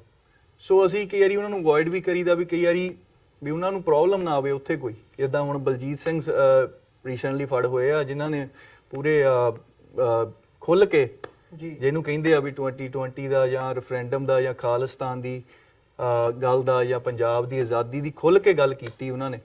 ਤੇ ਇਸ ਕਰਕੇ ਉਹਨਾਂ ਨੂੰ ਨਿਸ਼ਾਨਾ ਪਹਿਲਾਂ ਉਹਨਾਂ ਨੇ ਬਣਾਇਆ ਵੀ ਇਹਨਾਂ ਨੂੰ ਚੱਕਣਾ ਜ਼ਰੂਰੀ ਆ, ਕਿਉਂਕਿ ਉਹੀ ਇੱਕ ਸੀ ਜਿਹੜੇ ਬਹੁਤ ਜ਼ਿਆਦਾ ਖੁੱਲ ਕੇ ਗੱਲ ਕਰਦੇ ਸੀ ਜੀ। ਬਾਕੀ ਅਸੀਂ ਹਰੇਕ ਵਾਰੀ ਯੂਥ ਨੂੰ ਇਹੀ ਕਹਿਣਾ ਮੈਂ ਤਾਂ ਵੀ ਜਿਹੜਾ ਸਾਨੂੰ ਹਿਸਟਰੀ ਤੇ ਜੋ ਸਾਡੇ ਨਾਲ ਹੋਇਆ, ਜਿੰਨੀ ਦੇਰ ਤੱਕ ਆਪਾਂ ਉਹਦੇ ਪੂਰੇ ਸਪਸ਼ਟੀਕਰਨ ਦੇ ਨਾਲ ਨਹੀਂ ਸਮਝ ਲੈਂਦੇ ਵੀ ਸਾਡੇ ਨਾਲ ਸਹੀ ਹੋਇਆ ਜਾਂ ਗਲਤ ਹੋਇਆ, ਜਾਂ ਸਾਨੂੰ ਕਿਉਂ ਮਾਰਿਆ, ਉਹਦੇ ਕੀ ਰੀਜ਼ਨ ਸੀ, ਜਾਂ ਫਿਰ ਸਾਨੂੰ ਸਿਰਫ ਸਾਡੇ ਬੰਦਿਆਂ ਦੀ ਪ੍ਰੋਬਲਮਾਂ ਕਰਕੇ ਮਾਰਿਆ ਗਿਆ, ਜਾਂ ਅਸੀਂ ਉਹਨਾਂ ਨੇ ਮਾਰਨਾ ਹੀ ਸੀਗਾ ਜੋ ਮਰਜ਼ੀ ਕਰ ਲੈਂਦੇ। ਜਿਵੇਂ ਕਿ ਭਿੰਡਰਾਂ ਵਾਲਿਆਂ ਦੀ ਆਪਾਂ ਹਰੇਕ ਵਾਰੀ ਉਹਨਾਂ ਵੱਲੋਂ ਬਿਆਨ ਸੁਣੀਦਾ ਵੀ ਉੱਥੇ ਭਿੰਡਰਾਂ ਵਾਲੇ ਸੀਗੇ ਤਾਂ ਜੀ ਉੱਥੇ ਅਟੈਕ ਹੋਇਆ, ਪਰ ਉਹ ਬਾਕੀ ਜਿਹੜੇ 32 ਗੁਰਦੁਆਰੇ ਉਹਨਾਂ ਨੂੰ ਭੁੱਲ ਜਾਂਦੇ ਜੀ, 37 ਗੁਰਦੁਆਰੇ। ਸੋ ਉਹ ਜਿਹੜੀਆਂ ਚੀਜ਼ਾਂ ਨੇ ਉਹ ਸਾਡੇ ਯੂਥ ਨੂੰ ਦੇਖਣ ਦੀ ਵੀ ਲੋੜ ਆ ਤੇ ਦੇਖ ਵੀ ਰਹੇ ਨੇ ਉਹ। ਅਸੀਂ ਵੀ ਉਹਨਾਂ ਨੂੰ ਪ੍ਰਮੋਟ ਕਰੀਦਾ ਵੀ ਤਾਂ ਕਿ ਉਹ ਦੇਖ ਸਕਣ। ਪੰਜਾਬ ਜਿਹੜਾ ਕਿ 5 ਦਰਿਆਵਾਂ ਦੀ ਧਰਤੀ ਸੀ, ਇਸ ਵੇਲੇ ਮੇਰੇ ਹਿਸਾਬ ਨਾਲ ਸਿੱਖਾਂ ਦੀ ਤਾਂ ਆਪਾਂ ਨੂੰ ਪਤਾ ਹੀ ਆ ਵੀ ਹੋਂਦ ਬਹੁਤ ਜ਼ਰੂਰੀ ਆ। ਜੇ ਪੰਜਾਬ ਦੀ ਆਜ਼ਾਦੀ ਨਹੀਂ ਹੁੰਦੀ ਤੇ ਹੋਂਦ ਖਤਰੇ 'ਚ ਆ, ਜਿਹੜੀ ਸਪੈਸ਼ਲੀ ਉਸ ਏਰੀਆ ਦੇ ਵਿੱਚ। ਜਿਹੜੀ ਆਪਾਂ ਪੰਜਾਬੀਆਂ ਦੀ ਗੱਲ ਵੀ ਕਰ ਲੈਂਦੇ, ਜਿਵੇਂ ਕਿ ਅਸੀਂ ਹਰੇਕ ਜਿੱਦਾਂ ਆਪਾਂ ਇੰਸਟਾਗ੍ਰਾਮ ਦੇ ਉੱਤੇ ਵੀ ਸਾਡੇ ਨਾਲ ਹਿੰਦੂ ਵੀਰ ਵੀ ਜੁੜੇ ਹੋਏ ਆ ਜਿਹੜੇ ਕੀ ਵੋਕ ਨੇ ਤੇ ਪੰਜਾਬੀ ਮੰਨਦੇ ਨੇ ਆਪਣੇ ਆਪ ਨੂੰ। ਸਾਡੇ ਨਾਲ ਮੁਸਲਮਾਨ ਵੀਰ ਮਲੇਰਕੋਟਲੇ ਤੋਂ ਜੁੜੇ ਹੋਏ ਆ। ਸੋ ਉਹ ਜਿਹੜੀ ਗੱਲ ਆ, ਉਹਨਾਂ ਨੂੰ ਇਹ ਗੱਲ ਸਮਝ ਆ ਚੁੱਕੀ ਆ ਵੀ ਪੰਜਾਬ ਦਿਨੋਂ ਦਿਨ ਸ਼ਰਿੰਕ ਕਿਉਂ ਹੋ ਰਿਹਾ। ਸੋ ਉਹ ਪੰਜਾਬੀਆਂ ਦੀ ਹੋਂਦ ਵੀ ਖਤਰੇ 'ਚ ਆ ਇਸ ਵੇਲੇ। ਜਿਹੜੀ ਸਾਡੇ ਯੂਥ ਨੂੰ ਸਮਝਣ ਦੀ ਲੋੜ ਆ ਵੀ ਜਿਹੜੀ ਪੰਜਾਬ ਦੀ ਹੋਂਦ ਤਾਂ ਹੈ ਹੀ ਖਤਰੇ 'ਚ, ਪਰ ਪੰਜਾਬੀਆਂ ਦੀ ਹੋਂਦ, ਭਾਵੇਂ ਉਹ ਤੁਸੀਂ ਅਮਰੀਕਾ 'ਚ ਬੈਠੇ ਹੋਵੋ, ਕੈਨੇਡਾ 'ਚ, ਭਾਵੇਂ ਪੰਜਾਬ 'ਚ, ਜੀ, ਤੁਹਾਡੀ ਜਿਹੜੀ ਹੋਂਦ ਆ ਉਹ ਇਸ ਵੇਲੇ ਇੰਨੀ ਖਤਰੇ 'ਚ ਆ। ਜੇ ਪੰਜਾਬ ਦਾ ਜੇ ਉਹ ਕੋਲਕਾਤਾ ਬਣਾ ਸਕਦੇ ਆ ਆਪਣੇ ਕਲਕੱਤੇ ਦਾ, ਤੇ ਕੱਲ ਨੂੰ ਪੰਜਾਬ ਦਾ ਨਾਮ ਬਦਲ ਕੇ ਵੀ ਕੁਝ ਵੀ ਰੱਖ ਸਕਦੇ ਆ। ਸੋ ਜਿਹੜੇ ਪੰਜਾਬੀ ਆ ਬਾਹਰ ਵੀ ਭਾਵੇਂ ਬੈਠੇ, ਉਹਨਾਂ ਨੇ ਵੀ ਉਸ ਚੀਜ਼ ਤੋਂ ਅਫੈਕਟ ਹੋਣਾ ਜੇ ਪੰਜਾਬ ਸਾਡਾ ਅਫੈਕਟ ਹੁੰਦਾ ਕਿ ਅਸੀਂ ਬਾਹਰ ਬੈਠੇ। ਇਕਨੋਮਿਕਲੀ ਵੀ ਆ, ਆਪਾਂ ਸੋਸ਼ਲੀ ਵੀ ਸਾਨੂੰ, ਅਸੀਂ ਜੇ ਕਿਸੇ ਨੂੰ ਦੱਸਾਂਗੇ ਜੀ ਅਸੀਂ ਪੰਜਾਬੀ ਆ, ਉਹ ਸਾਨੂੰ ਪੁੱਛਣਗੇ ਪੰਜਾਬ ਕਿੱਥੇ ਆ। ਸੋ ਇਹ ਚੀਜ਼ਾਂ ਸਾਨੂੰ ਸੋਚਣ ਦੀ ਲੋੜ ਆ। ਸਾਡਾ ਪਾਣੀ ਚੋਰੀ ਹੋ ਰਿਹਾ, ਸਾਡੇ ਜਿਹੜੀ ਜ਼ਮੀਨ ਆ ਉਹਨੂੰ ਬੰਜਰ ਕੀਤਾ ਜਾ ਰਿਹਾ ਇੰਟੈਂਸ਼ਨਲੀ। ਡਰੱਗ ਕਲਚਰ, ਸੋ ਡਰੱਗ ਕਲਚਰ ਪ੍ਰਮੋਟ ਕੀਤਾ ਜਾ ਰਿਹਾ, ਜਦ ਕਿ ਬਾਰਡਰ ਲਾਈਨ ਰਾਜਸਥਾਨ ਦੇ ਨਾਲ ਵੀ ਆ, ਗੁਜਰਾਤ ਨਾਲ ਵੀ ਆ, ਪਰ ਪੰਜਾਬ 'ਚ ਹੀ ਆਉਣਾ। ਸੋ ਯੂਥ ਜਿਹੜਾ ਆ ਵੋਕ ਹੋ ਰਿਹਾ ਬਹੁਤ ਵੱਡੇ ਪੱਧਰ ਤੇ। ਜਦ ਦੀ ਰੈਫਰੈਂਡਮ 2020 ਦੀ ਜਿਹੜੀ ਹੈਗੀ ਆ ਮੁਹਿੰਮ ਹੋਂਦ ਵਿੱਚ ਆਈ ਆ, ਅਸੀਂ ਵੀ ਬਾਅਦ 'ਚ ਹੀ ਜੁੜੇ ਆ ਦੇਖ ਕੇ, ਵੀ ਸਾਨੂੰ ਵੀ ਲੱਗਾ ਵੀ ਇਹਨਾਂ ਦੇ ਨਾਲ ਜੁੜਨਾ ਚਾਹੀਦਾ, ਕੰਮ ਕਰਨਾ ਚਾਹੀਦਾ। ਸੋ ਯੂਥ ਨੂੰ ਆਪਣੇ ਤੌਰ ਦੇ ਉੱਤੇ ਫ੍ਰੀ ਥਿੰਕਰ ਬਣ ਕੇ, ਫ੍ਰੀ ਸੋਚ ਕੇ, ਮੈਂ ਇਹ ਨਹੀਂ ਕਹਿੰਦਾ ਵੀ ਸਾਡੇ ਨਾਲ ਜੁੜੋ ਜਾਂ ਕਿਸੇ ਹੋਰ ਸੰਸਥਾ ਨਾਲ ਜੁੜੋ। ਜਿੰਨੀ ਦੇਰ ਤੱਕ ਆਪਾਂ ਸੰਸਥਾਵਾਂ ਨਾਲ ਜੁੜਦੇ ਆ, ਉਨੀ ਦੇਰ ਤੱਕ ਸਾਡੀ ਜਿਹੜੀ ਸੋਚ ਆ ਉਹ ਸੀਮਿਤ ਆ, ਲਿਮਿਟਡ ਰਹਿੰਦੀ ਆ। ਸੋ ਜਦੋਂ ਆਪਾਂ ਆਜ਼ਾਦੀ ਦੀ ਗੱਲ ਕਰਨੀ ਆ ਤਾਂ ਫਿਰ ਸੋਚ ਵੀ ਆਜ਼ਾਦ ਹੋਣੀ ਚਾਹੀਦੀ ਆ। ਉਹ ਤੁਹਾਡੇ ਜਿਹੜੇ ਆਪ ਜਿਹੜੇ ਕੁਐਸਚਨਸ ਉੱਠਦੇ ਜੀ। ਆ ਮਨ ਦੇ ਵਿੱਚ ਉਹ ਤੁਸੀਂ ਜੇ ਸਾਡੇ ਆਪਣੇ ਮਨ 'ਚ ਸਵਾਲ ਆ ਤੇ ਜੇ ਆਪਾਂ ਆਪਣੇ ਲੀਡਰਾਂ ਨੂੰ ਹੀ ਨਹੀਂ ਪੁੱਛਣ ਦੇ ਜਾਂ ਆਪਣੀ ਸੰਸਥਾ ਨੂੰ ਨਹੀਂ ਪੁੱਛਣ ਦੇ, ਸੋ ਇਹਦਾ ਮਤਲਬ ਅਸੀਂ ਕਿਤੇ ਨਾ ਕਿਤੇ ਕੌਮ ਨਾਲ ਗੱਦਾਰੀ ਕਰ ਰਹੇ ਹਾਂ। ਸੋ ਇੱਕਦਮ ਆਜ਼ਾਦ ਹੋ ਕੇ ਸੋਚੋ, ਜੇ ਆਜ਼ਾਦੀ ਦੀ ਲੋੜ ਆ ਤਾਂ ਫਿਰ ਆਜ਼ਾਦੀ ਦੇ ਖੜਨਾ ਪੈਣਾ, ਲੜਨਾ ਪੈਣਾ। ਪੰਨੂ ਸਾਹਿਬ, ਜਿਵੇਂ ਗੱਲ ਹੁੰਦੀ ਹੈ ਯੂਨਾਈਟਿਡ ਨੇਸ਼ਨਸ ਦੇ ਚਾਰਟਰ ਦੀ, ਜੀ। ਤੁਸੀਂ ਲੀਗਲ ਐਡਵਾਈਜ਼ਰ ਹੈਗੇ ਹੋ, ਕਿ ਜਦੋਂ ਅਸੀਂ ਇਹ ਗੱਲ ਕਹਿੰਦੇ ਆ ਵੀ ਅਸੀਂ ਯੂਨਾਈਟਿਡ ਨੇਸ਼ਨਸ ਦੇ ਚਾਰਟਰ ਦੇ ਅਧੀਨ ਜਿਹੜੀ ਆਪਣੀ ਮੰਗ ਹੈਗੀ ਆ ਉਹ ਕਰ ਰਹੇ ਆ, ਸੋ ਜਿੱਥੇ ਇਹ ਦੂਜੇ ਪਾਸੇ ਪ੍ਰੋਪੇਗੈਂਡਾ ਅੱਤਵਾਦ ਦੇ ਨਾਲ ਜੋੜਿਆ ਜਾਂਦਾ ਹੈ ਤੇ ਇਸ ਹਿਸਾਬ ਨਾਲ ਪ੍ਰਚਾਰਿਆ ਜਾਂਦਾ ਹੈ, ਪਿੱਛੇ ਵੀ ਬੈਕ ਹੋਮ ਪੰਜਾਬ ਦੇ ਵਿੱਚ ਵੀ ਜਿਹੜੇ ਦਰਜਨਾਂ ਦੀ ਗਿਣਤੀ ਦੇ ਵਿੱਚ ਸਿੰਘ ਸਿੰਘਣੀਆਂ ਹੈਗੇ ਨੇ ਉਹਨਾਂ ਤੇ ਕੇਸ ਪਾਏ ਜਾਂਦੇ ਨੇ। ਹੁਣ ਰੀਸੈਂਟਲੀ ਧਾਰਮਿਕ ਲਿਟਰੇਚਰ ਰੱਖਣ ਦੇ ਨਾਂ ਥੱਲੇ ਹੀ 3 ਸਿੱਖ ਨੌਜਵਾਨਾਂ ਨੂੰ ਜਿਹੜੀ ਹੈਗੀ ਹੈ ਉਹ ਉਮਰ ਕੈਦ ਦੀ ਸਜ਼ਾ ਦਿੱਤੀ ਗਈ ਹੈ, an act of waging war against the state, ਇਹ ਧਾਰਾ ਲਾ ਕੇ। ਸੋ ਕਿਤੇ ਨਾ ਕਿਤੇ ਇਹ ਜਾਪਦਾ ਵੀ ਅਸੀਂ ਜਿਹੜਾ ਸਾਡਾ ਪੱਖ ਹੈਗਾ ਵੀ ਕਿਵੇਂ ਇਹ ਯੂਨਾਈਟਿਡ ਨੇਸ਼ਨਸ ਦੇ ਅੰਡਰ ਹੈ ਜਾਂ ਯੂਨਾਈਟਿਡ ਨੇਸ਼ਨਸ ਦਾ ਕਿਹੜਾ ਚਾਰਟਰ ਹੈ, ਕਿਵੇਂ ਉਹ ਸਾਨੂੰ ਪ੍ਰੋਟੈਕਟ ਕਰ ਸਕਦਾ ਜਾਂ ਸਾਡਾ ਕੀ ਹੱਕ ਹੈ, ਉਹ ਅਸੀਂ ਕਿਤੇ ਨਾ ਕਿਤੇ ਸਾਡੇ ਲੋਕਾਂ ਤੱਕ ਹੀ ਨਹੀਂ ਪਹੁੰਚਾ ਪਾ ਰਹੇ। ਸੋ ਉਸ ਬਾਬਤ ਕੁਝ ਦੱਸੋ ਸਾਨੂੰ ਡਿਟੇਲ ਦੇ ਵਿੱਚ। ਦੇਖੋ, ਯੂਨਾਈਟਿਡ ਨੇਸ਼ਨਸ ਦੀ ਜਿਹੜੀ ਮੇਨ ਆਰਟੀਕਲ ਹੈ ਉਹ ਸਭ ਤੋਂ ਉੱਪਰ ਲਿਖਿਆ all people have a right to self determination, ਵੀ ਹਰ ਇੱਕ ਇਨਸਾਨ ਦਾ ਹੱਕ ਹੈ ਖੁਦ ਮੁਖਤਿਆਰੀ ਦਾ। ਹੁਣ ਖੁਦ ਮੁਖਤਿਆਰੀ ਜਿਹੜੀ ਆ ਉਹ ਆਜ਼ਾਦੀ ਹੈ ਤੁਹਾਡੀ। ਹੁਣ ਆ ਜਾਂਦੀ ਹੈ ਵੀ ਡੈਫੀਨੇਸ਼ਨ ਪੀਪਲ ਕੌਣ ਹੈ। ਪੀਪਲ ਦੇ ਡੈਫੀਨੇਸ਼ਨ ਜਿਹੜੀ ਹੈ ਉਹ ਸਿੱਖ ਕੌਮ ਜਿਹੜੀ ਹੈ ਉਹਦੇ ਤੇ ਪੂਰੀ ਖਰੀ ਉਤਰਦੀ ਹੈ। ਇਹ ਤਾਂ ਉਹ ਯੂਨਾਈਟਿਡ ਨੇਸ਼ਨਸ ਹੈ ਜਿਹੜਾ ਕਿ 1945 ਤੋਂ ਬਾਅਦ ਧਾਰਾਵਾਂ ਸ਼ੁਰੂ ਹੋਈਆਂ, ਪਰ ਪੰਜਾਬ ਤੇ ਸਿੱਖ ਕੌਮ ਉਹ ਖਿੱਤਾ ਹੈ ਜਿਹੜਾ ਕਿ ਆਲਰੇਡੀ ਇੱਕ ਆਜ਼ਾਦ ਮੁਲਕ ਸੀ। ਔਰ ਜਿਵੇਂ ਡਾਕਟਰ ਸਾਹਿਬ ਨੇ ਇਹ ਗੱਲ ਬੜੀ ਕਲੀਅਰ ਕੀਤੀ ਹੈ ਕਿ ਡੀ ਜੂਰਿਸ ਵੀ ਜਿਹੜੇ ਸੰਵਿਧਾਨ ਦੀ ਗੱਲ ਕਰਦੇ ਹੋ, ਜਿੱਥੇ ਦੀ ਗੱਲ ਕਰਦੇ ਹੋ ਵੀ ਅਸੀਂ ਸਾਈਨ ਕਰਕੇ ਅਸੀਂ ਭਾਰਤ ਨਾਲ ਰਹਿਣਾ ਜਾਂ ਅਸੀਂ ਇੰਡੀਅਨ ਆ, ਉਹ ਤਾਂ 1950 ਤੋਂ ਹੀ ਬੰਦਾ ਕੰਮ ਜੀ। ਉਹ 1950 ਤੋਂ ਹੀ ਲਾਈਨ ਖਿੱਚੀ ਹੋਈ ਆ। ਉਹ ਹੁਣ ਆਪਾਂ ਉਸ ਨੂੰ ਆਪਣੀ ਕੌਮ ਤੱਕ ਨਹੀਂ ਪਹੁੰਚਾ ਸਕੇ।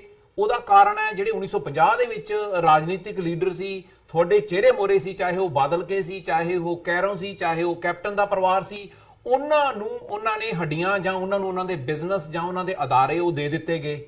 ਪਰ ਫਿਰ ਵੀ ਸਿੱਖ ਕੌਮ ਨੇ ਇੱਕ ਕੋਸ਼ਿਸ਼ ਕੀਤੀ ਹੈ ਇੰਟਰਨਲੀ ਪੰਜਾਬ ਦੇ ਵਿੱਚ ਰਹਿ ਕੇ ਇੰਡੀਅਨ ਬਣ ਕੇ ਖੁਦ ਮੁਖਤਿਆਰੀ ਲੈਣ ਦੀ। ਨਤੀਜਾ ਉਹਦਾ ਕੀ ਨਿਕਲਿਆ? 1955 ਚ ਜੇ ਤੁਸੀਂ ਪੰਜਾਬੀ ਬੋਲੀ ਦੀ ਗੱਲ ਕਰਦੇ ਹੋ, ਪੰਜਾਬੀ ਸੂਬੇ ਦੀ ਗੱਲ ਕਰਦੇ ਹੋ ਤੇ ਹਮਲਾ ਕਰ ਦਿੱਤਾ ਜਾਂਦਾ ਅਕਾਲ ਤਖ਼ਤ ਸਾਹਿਬ ਤੇ। ਤੇ ਜੇ ਤੁਸੀਂ ਆਪਣੇ ਪਾਣੀਆਂ ਦੀ ਗੱਲ ਕਰਦੇ ਹੋ, ਤੁਹਾਡਾ ਪਾਣੀ ਕੱਢ ਕੇ ਜਿਹੜੇ ਰਾਜਸਥਾਨ ਵਰਗੇ ਉਹਨਾਂ ਨੂੰ ਦੇ ਦਿੱਤਾ ਜਾਂਦਾ। ਜੇ ਤੁਸੀਂ ਵੱਧ ਅਧਿਕਾਰਾਂ ਦੀ ਗੱਲ ਕਰਦੇ ਹੋ ਔਰ ਸੰਤ ਜਰਨੈਲ ਸਿੰਘ ਹੋਰਾਂ ਦੀ ਗੱਲ ਕਰਦੇ ਹੋ ਤੇ ਤਖਤ ਦੇ ਉੱਤੇ 70,000 ਤੋਂ ਫੌਜ ਚਾੜ ਕੇ ਤੇ ਸਿੰਘ ਸਿੰਘਣੀਆਂ ਉੱਤੇ ਸ਼ਹੀਦ ਕਰ ਦਿੱਤੇ ਜਾਂਦੇ ਆ ਔਰ ਗੁਰੂ ਸਾਹਿਬ ਦਾ ਜਿਹੜਾ ਸਰੋਵਰ ਹੈ ਉਹ ਖੂਨ ਨਾਲ ਭਰ ਦਿੱਤਾ ਜਾਂਦਾ। ਜੇ ਤੁਸੀਂ ਹਥਿਆਰ ਚੱਕਦੇ ਹੋ ਵੀ ਜਿਨ੍ਹਾਂ ਨੇ ਤਖਤ ਤੇ ਹਮਲਾ ਕੀਤਾ ਉਹਨਾਂ ਤੋਂ ਬਦਲਾ ਲੈਣਾ, ਤੁਹਾਨੂੰ ਅੱਤਵਾਦੀ ਕਹਿ ਕੇ 30,000 ਤੋਂ ਵੱਧ ਸਿੰਘ ਸਿੰਘਣੀਆਂ ਜਿਹੜੇ ਆ ਪੂਰੇ ਦੇਸ਼ ਭਰ ਦੇ ਵਿੱਚ ਨਸਲਕੁਸ਼ੀ ਕਰ ਦਿੱਤੀ ਜਾਂਦੀ ਹੈ। ਜੇ ਫਿਰ ਤੁਸੀਂ ਆਪਣੀ ਆਵਾਜ਼ ਚੁੱਕਦੇ ਹੋ, ਤੁਹਾਡੇ ਘਰਾਂ ਤੱਕ ਆਰਮੀ ਆ ਜਾਂਦੀ ਹੈ, ਤੁਹਾਨੂੰ ਕੱਢ ਕੇ ਮਾਰਨ ਦੀ ਕੋਸ਼ਿਸ਼ ਕਰਦੀ ਹੈ, ਤੁਹਾਨੂੰ ਅੱਤਵਾਦੀ ਕਹਿ ਦਿੱਤਾ ਜਾਂਦਾ। ਉਸ ਤੋਂ ਬਾਅਦ 60,000 ਤੋਂ ਵੱਧ ਡਾਕੂਮੈਂਟਡ ਪੰਜਾਬ ਦਾ ਫਾਰਮਰ ਜਿਹੜਾ ਉਹਨੂੰ ਮਜਬੂਰ ਕੀਤਾ ਜਾਂਦਾ ਕਿ ਉਹ ਆਪਣੀ ਆਤਮ ਹੱਤਿਆ ਕਰੇ। ਫਿਰ ਪੰਜਾਬ ਨੂੰ ਪੂਰਾ ਡਰੱਗ ਬਣਾ ਦਿੱਤਾ ਜਾਂਦਾ। ਜਿਹੜੇ ਅੱਜ ਦੀ ਤਾਰੀਖ 'ਚ ਆਪਾਂ ਨੂੰ ਇਹ ਪੁੱਛਦੇ ਅਸੀਂ ਆਜ਼ਾਦ ਹਾਂ, ਉਹ ਕਿਹੜੀ ਗੱਲ ਨੂੰ ਆਜ਼ਾਦੀ ਮੰਨਦੇ ਆ? ਜੇ ਤੇ ਇਸ ਗੱਲ ਨੂੰ ਆਜ਼ਾਦੀ ਮੰਨਦੇ ਆ ਕਿ ਅਸੀਂ ਇੰਡੀਅਨ ਬਣ ਕੇ ਰਹਿਣਾ ਤੇ ਚਾਹੇ ਤੁਸੀਂ ਸਾਡਾ ਪਰਿਵਾਰ ਲੈ ਜਾਓ ਜਾਂ ਸਾਡੇ ਤੁਸੀਂ ਜਨਾਨੀ ਲੈ ਜਾਓ ਜਾਂ ਤੁਸੀਂ ਸਾਡਾ ਪੂਰਾ ਸਰਮਾਇਆ ਲੈ ਜਾਓ, ਫਿਰ ਤਾਂ ਉਹ ਆਜ਼ਾਦ ਹੈ। ਪਰ ਜੇ ਤੁਸੀਂ ਗੁਰੂ ਸਾਹਿਬ ਦੇ ਫਲਸਫੇ ਤੇ ਚੱਲਣਾ ਹੈ ਵੀ ਜਿੱਥੇ ਬੇਇਨਸਾਫੀ ਹੋ ਰਹੀ ਹੈ ਉਹਦੇ ਖਿਲਾਫ ਆਵਾਜ਼ ਚੁੱਕਣੀ ਹੈ ਔਰ ਆਵਾਜ਼ ਸਿਰਫ ਆਜ਼ਾਦੀ ਚੁੱਕਣੀ ਹੈ, ਫਿਰ ਆਪਾਂ ਗੁਲਾਮ ਆ ਉੱਥੇ। ਔਰ ਆਜ਼ਾਦੀ ਹੀ ਇਹਦਾ ਹੱਲ ਹੈ। ਚਾਹੇ ਤੁਸੀਂ ਅੱਜ ਜਿੱਦਾਂ ਭਾਈ ਸਾਹਿਬ ਨੇ ਦੱਸਿਆ ਆਪਣੇ ਭਾਈ ਗੁਰਪ੍ਰੀਤ ਹੋਰਾਂ ਨੇ ਜੀ, ਅੱਜ ਦੇ ਯੂਥ ਹੈ ਵੀ ਲਾਈਫ ਲਾਈਨ ਯੂਥ ਹੁੰਦੀ ਆ। ਜਿਹੜਾ 50 ਤੋਂ ਉੱਪਰ ਚਲਾ ਗਿਆ ਉਹ ਕਿਸੇ ਨਾ ਕਿਸੇ ਜਗ੍ਹਾ ਦੇ ਉੱਤੇ, ਮੈਂ ਵੀ ਉਹਦੇ ਵਿੱਚ ਆ, ਉਹ ਕੰਪਰੋਮਾਈਜ਼ ਕਿਤੇ ਹੋ ਜਾਂਦਾ, ਪਰਿਵਾਰ ਵੱਲ ਚੱਲ ਜਾਂਦਾ। ਪਰ ਆਜ਼ਾਦੀ ਹੀ ਇਸ ਕੌਮ ਦਾ ਹੱਲ ਹੈ। ਔਰ ਆਜ਼ਾਦੀ ਦੀ ਲਹਿਰ ਜਿਹੜੀ ਹੈ ਸਿੱਖ ਕੌਮ ਨੇ ਆਪਣਾ ਖੂਨ ਦੇ ਕੇ, ਆਪਣੀ ਸ਼ਹਾਦਤਾਂ ਦੇ ਕੇ ਗੁਰੂਆਂ ਦਾ ਸਮੇਂ ਤੋਂ ਜੀ ਆਜ਼ਾਦੀ ਦੀ ਲਹਿਰ ਉਦੋਂ ਦੀ ਚੱਲ ਚੁੱਕੀ ਹੈ। ਸਭ ਤੋਂ ਪਹਿਲਾਂ ਜਿਹੜਾ ਆਪਾਂ ਜਿਹਨੂੰ ਕਹਿੰਦੇ ਵੀ ਮਨੁੱਖੀ ਅਧਿਕਾਰਾਂ ਦੀ ਉਲੰਘਣਾ ਦੇ ਖਿਲਾਫ ਗੁਰੂ ਨਾਨਕ ਸਾਹਿਬ ਨੂੰ ਜਦੋਂ ਅੰਦਰ ਕਰ ਦੇਣਾ, ਆਪਾਂ ਉਹ ਕਿਉਂ ਭੁੱਲ ਜਾਂਦੇ ਆ? ਜੂਨ 84 ਦੇ ਵਿੱਚ ਜਿਹੜੇ ਦਰਬਾਰ ਸਾਹਿਬ ਤੇ ਹਮਲੇ ਹੋਏ ਆ, ਗੁਰੂ ਗ੍ਰੰਥ ਸਾਹਿਬ ਦੀਆਂ ਬੇਅਦਬੀਆਂ ਹੋਈਆਂ, ਬਰਗਾੜੀ ਨੂੰ ਯਾਦ ਰੱਖ ਲੈਂਦੇ ਆ, 84 ਨੂੰ ਕਿੱਦਾਂ ਭੁੱਲ ਜਾਂਦੇ ਆ? ਜੀ, ਆਜ਼ਾਦੀ ਹੀ ਹੱਲ ਹੈ। ਔਰ ਉਹਦੀ ਮੁਹਿੰਮ ਜਿਹੜੀ ਹੈ ਆਪਾਂ ਰੈਫਰੈਂਡਮ 2020 ਦੀ, ਔਰ ਜਿਹੜੀ ਅਸੀਂ ਕਾਨਫਰੰਸ ਕਰਦੇ ਪਏ ਆ, ਜਿੱਦਾਂ ਨਿਊਯਾਰਕ ਦੀ ਆਪਾਂ ਗੱਲ ਕਰਦੇ ਹਾਂ ਵੀ ਨਿਊਯਾਰਕ 'ਚ ਕਾਨਫਰੰਸ ਹੋ ਰਹੀ ਹੈ 17 ਮਾਰਚ ਨੂੰ, 30 ਮਾਰਚ ਨੂੰ ਕੈਨੇਡਾ ਦੇ ਵਿੱਚ ਹੋ ਰਹੀ ਹੈ ਟੋਰਾਂਟੋ, 7 ਅਪ੍ਰੈਲ ਨੂੰ ਕੈਲੀਫੋਰਨੀਆ ਦੇ ਵਿੱਚ ਹੋ ਰਹੀ ਹੈ। ਇਹਨਾਂ ਕਾਨਫਰੰਸਾਂ ਦੇ ਰਾਹੀਂ ਅਸੀਂ ਆਗਾਹ ਕਰਨ ਦੀ ਕੋਸ਼ਿਸ਼ ਕਰ ਰਹੇ ਹਾਂ, ਐਜੂਕੇਟ ਕਰਨ ਦੀ ਕੋਸ਼ਿਸ਼ ਕਰ ਰਹੇ ਹਾਂ, ਔਰ ਜਿਹੜੀਆਂ ਵੋਟਾਂ ਇਕੱਠੀਆਂ ਕਰਨੀਆਂ ਉਹਦੀ ਅਸੀਂ ਜਿਹੜੀ ਹੈ ਇੱਕ ਸਟੈਪਸ ਇਹ ਬਣਾ ਰਹੇ ਹਾਂ। ਜੀ, ਤੇ ਸੁਖਿੰਦਰ ਸਿੰਘ ਜੀ ਤੁਹਾਡੇ ਵੱਲ ਆਵਾਂ, ਜਿਵੇਂ ਤੁਸੀਂ ਕੈਲੀਫੋਰਨੀਆ ਤੋਂ ਉਚੇਚੇ ਤੌਰ ਤੇ ਇੱਥੇ ਪਹੁੰਚੇ ਹੋ ਇਸ ਕਾਨਫਰੰਸ ਦਾ ਹਿੱਸਾ ਬਣਨ, ਤਾਂ ਕਿਵੇਂ ਦੇਖਦੇ ਹੋ ਇਹ ਸਾਰੇ ਪਾਰਟ ਨੂੰ, ਜਾਂ ਜਿਹੜੀ ਇਹ ਮੁਹਿੰਮ ਹੈਗੀ ਆ, ਤੁਸੀਂ ਵੀ ਗਰਾਊਂਡ ਲੈਵਲ ਤੇ ਐਜ਼ ਐਨ ਐਕਟਿਵਿਸਟ ਕੰਮ ਕੀਤਾ, ਕਈ ਤਰ੍ਹਾਂ ਦੇ ਜਿਹੜੇ ਸਵਾਲ ਹੈਗੇ ਆ ਉਹ ਵੀ ਉੱਠਦੇ ਨੇ, ਜਿਹੜੀਆਂ ਨਾਲ ਜਥੇਬੰਦੀਆਂ ਹੁੰਦੀਆਂ ਨੇ ਜਾਂ ਨਾਲ ਦੇ ਬੰਦੇ ਹੁੰਦੇ ਆ ਉਹਨਾਂ ਵੱਲੋਂ ਕਈ ਵਾਰ ਇਹ ਵੀ ਹੁੰਦਾ ਵੀ ਜੀ ਪਹਿਲਾਂ ਤੁਸੀਂ ਹੁਣ ਇੱਕ ਨਵੀਂ ਆਰਗੇਨਾਈਜੇਸ਼ਨ ਸ਼ੁਰੂ ਕਰ ਲਈ ਹੈ ਜਾਂ ਇੱਕ ਨਵਾਂ ਇਹ ਤਰੀਕਾ ਤੁਸੀਂ ਲੱਭਿਆ ਯੂਨਾਈਟਿਡ ਨੇਸ਼ਨਸ ਦਾ, ਇਹਦਾ ਕੀ ਹੋਊਗਾ, ਕਿਵੇਂ ਹੋਊਗਾ, ਯੂਨਾਈਟਿਡ ਨੇਸ਼ਨਸ ਕੀ ਕਰੂਗਾ ਇਹਦੇ ਵਿੱਚ, ਉਹਨਾਂ ਨੇ ਤਾਂ ਕਸ਼ਮੀਰ ਵਿੱਚ ਨਹੀਂ ਕੀਤਾ। ਸੋ ਕੀ ਕਹਿਣਾ ਚਾਹੋਗੇ ਇਸ ਬਾਬਤ? ਅਮਰਵੀਰ ਸਿੰਘ ਜੀ, ਸਭ ਤੋਂ ਪਹਿਲਾਂ ਤੁਸੀਂ 3-4 ਸਵਾਲ ਮੇਰੇ ਕੋਲ ਲੈ ਕੇ ਆਏ ਹੋ। ਭਰਾਵਾਂ ਨੇ ਸਾਰਾ ਕੁਝ ਐਕਸਪਲੇਨ ਕਰ ਦਿੱਤਾ। ਜੇ ਗੁਰ ਇਤਿਹਾਸ ਤੋਂ ਚੱਲ ਕੇ, ਸਿੱਖ ਇਤਿਹਾਸ ਤੋਂ ਚੱਲ ਕੇ ਆਪਾਂ 1947 ਤੇ ਆਉਂਦੇ ਹਾਂ, ਸਾਰਾ ਐਕਸਪਲੇਨ ਕਰਤਾ। ਡਾਕਟਰ ਸਾਹਿਬ ਨੇ ਕੀਤਾ, ਪੰਨੂ ਸਾਹਿਬ ਨੇ ਕੀਤਾ, ਮੇਰੇ ਵੀਰ ਗੁਰਪ੍ਰੀਤ ਸਿੰਘ ਨੇ ਕੀਤਾ, ਭਾਈ ਅਵਤਾਰ ਸਿੰਘ ਨੇ ਕੀਤਾ। 1949, 51, 55, 78, 71 ਵਿੱਚ ਰਹਿ ਗਿਆ, 84 ਤੇ ਜਾ ਕੇ ਲਕੀਰ ਕੱਟੀ ਜਾਂਦੀ ਹੈ। ਠੀਕ ਹੈ। ਹੁਣ ਇੱਕ ਸਵਾਲ ਤੁਹਾਡਾ ਇਹ ਆ ਵੀ ਤੁਸੀਂ ਇਸ ਮੂਵਮੈਂਟ ਨੂੰ ਕਿਹੜੇ ਨਜ਼ਰੀਏ ਤੋਂ ਲਾਗੂ ਦੇਖਦੇ ਹੋ? ਇਹ ਜਿਹੜੇ ਸਾਰੀਆਂ ਮੈਂ ਪਿੱਛੇ ਡੇਟਾਂ ਦਿੱਤੀਆਂ ਨੇ, ਇਹਨਾਂ ਤੇ ਘਟਨਾ ਉਹ ਵਾਪਰੀਆਂ ਨੇ, ਸਵੈ ਨਿਰਣੇ ਦਾ ਹੱਕ ਜਿਹੜਾ ਵਾ ਉਹ ਸਾਡੀ ਕੌਮ ਨੇ ਮੰਗਿਆ ਜੀ, ਤੇ ਉਥੋਂ ਦੀ ਹਕੂਮਤ ਜਿਹੜੀ ਭਾਰਤੀ ਹਕੂਮਤ ਆ, ਉਹਨਾਂ ਨੇ ਕੋਈ ਨਾ ਕੋਈ ਸਾਡੇ ਇਸ ਕੌਮ ਦੇ ਉੱਤੇ ਦਾਗ ਲਾ ਕੇ ਸਿੱਖ ਦੇ ਉੱਤੇ ਤੇ ਉਹਨੂੰ ਰਿਜੈਕਟ ਕਰ ਦਿੱਤਾ ਹੈ। ਉਹ ਵੀ ਤੇ ਇਹ ਕੌਮ ਦਾ ਇੱਕ ਹਿਸਟਰੀ ਹੈ, ਇਹੀ ਇੱਕ ਸਵੈ ਨਿਰਣੇ ਦੇ ਹੱਕ ਦੀ ਉਤੋਂ ਚੱਲਦੀ ਹੁੰਦੀ ਹੈ। ਜਿਵੇਂ ਡਾਕਟਰ ਸਾਹਿਬ ਨੇ ਦੱਸਿਆ ਹੈ ਕਿ 84 ਵਿੱਚ ਇੱਕ ਲਕੀਰ ਕੱਟੀ ਗਈ ਵੀ ਹੁਣ ਜਿਹੜਾ ਸਵੈ ਨਿਰਣੇ ਦਾ ਹੱਕ ਵਾ ਇਸ ਸੰਵਿਧਾਨ ਦੇ ਥੱਲੇ ਨਹੀਂ ਹੋ ਸਕਦਾ।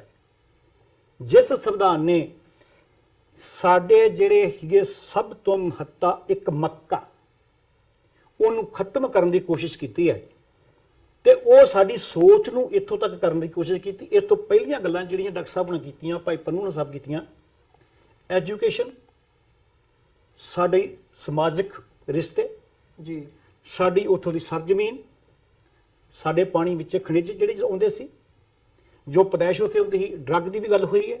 ਦੁਬਾਰਾ ਰਿਪੀਟ ਕਰਨ ਦੀ ਬਜਾਏ ਮੈਂ ਇੱਥੋਂ ਆਉਣਾ ਕਿ ਇਹ ਸਾਰਾ ਕੁਝ ਇਸ ਕਰ ਕੀਤਾ ਗਿਆ ਵੀ ਇਹ ਜਿਹੜਾ ਸਵੈ ਨਿਰਣੇ ਦਾ ਹੱਕ 1949 ਜਾਂ 50 ਵਿੱਚ ਹੁਕਮ ਸਿੰਘ ਵੱਲੋਂ ਮੰਨੇ, ਇਹ ਇਨਕਾਰ ਕਰ ਦਿੱਤਾ ਗਿਆ ਸੀ ਵੀ ਅਸੀਂ ਸੰਵਿਧਾਨ ਨੂੰ ਨਹੀਂ ਮੰਨਦੇ।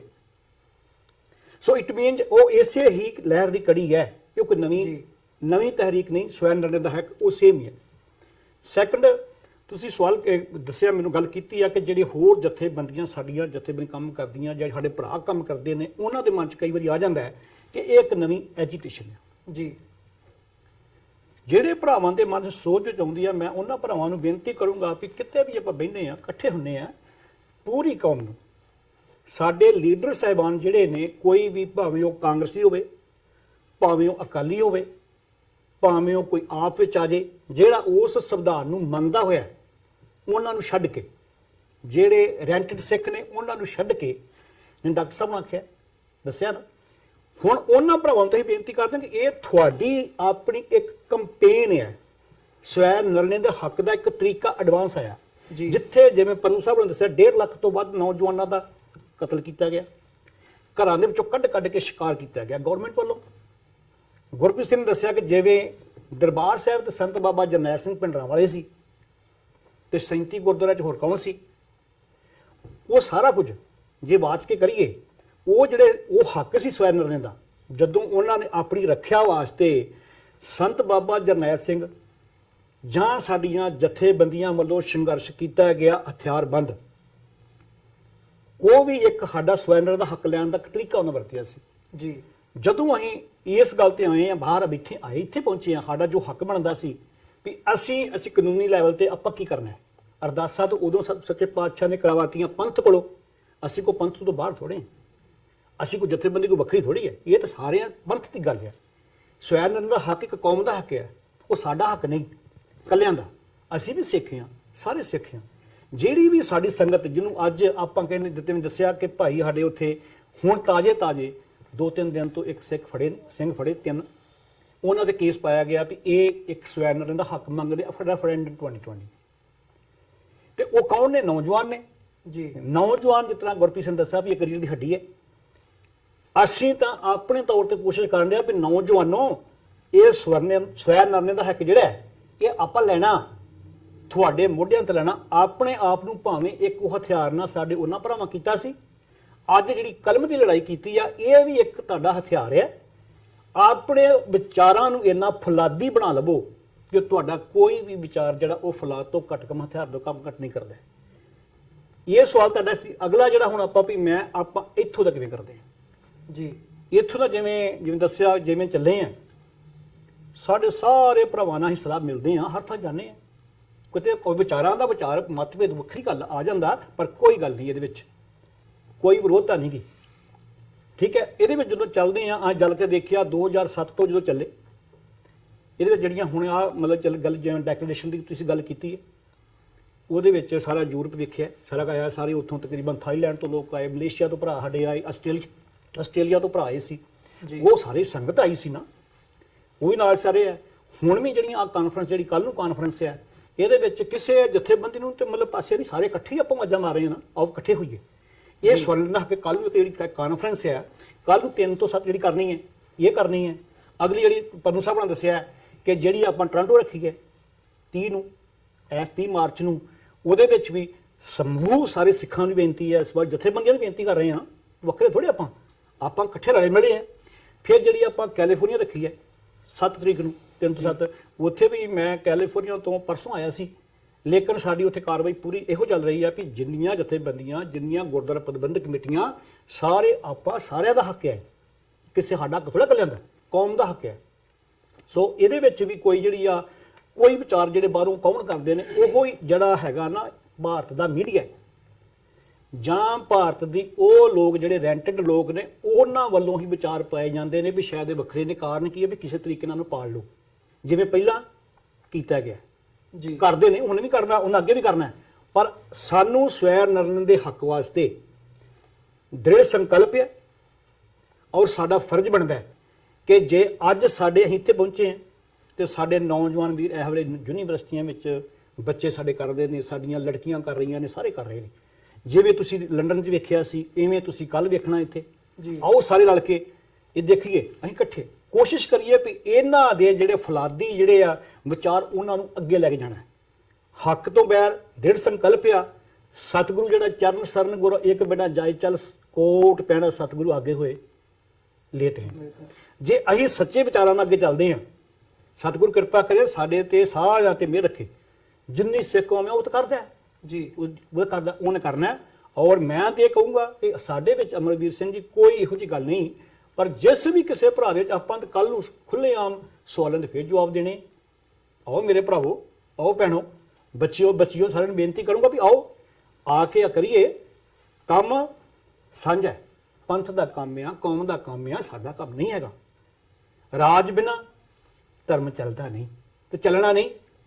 ਜਿਵੇਂ ਗੁਰਪ੍ਰੀਤ ਸਿੰਘ ਨੇ ਆਖਿਆ ਵੀ ਉਸ ਤੋਂ ਬਿਨਾਂ ਪੰਜਾਬ ਜਾਂ ਪੰਜਾਬੀਅਤ ਜਾਂ ਸਿੱਖ ਉਹ ਜਿਉਂਦਾ ਨਹੀਂ ਰਹਿ ਸਕਦਾ, ਉਹ ਖਤਰੇ ਦੇ ਵਿੱਚ ਹੈ, ਖਤਰੇ ਵਿੱਚ ਹੈ। ਬਿਲਕੁਲ। ਅਵਤਾਰ ਸਿੰਘ ਜੀ, ਜੇ ਇਹਦੀ ਇੰਪਲੀਮੈਂਟੇਸ਼ਨ ਵੱਲ ਆਈਏ, 2026 ਰੈਫਰੈਂਡਮ ਇਹ ਕਲੀਅਰ ਹੈਗਾ ਐਲਾਨਨਾਮੇ ਵੇਲੇ ਜੋ ਲੰਡਨ ਦੇ ਵਿੱਚ ਹੋਇਆ, ਉੱਥੇ ਐਲਾਨ ਕੀਤਾ ਗਿਆ ਵੀ ਨਵੰਬਰ ਦੇ ਵਿੱਚ ਵੋਟਾਂ ਹੋਣਗੀਆਂ।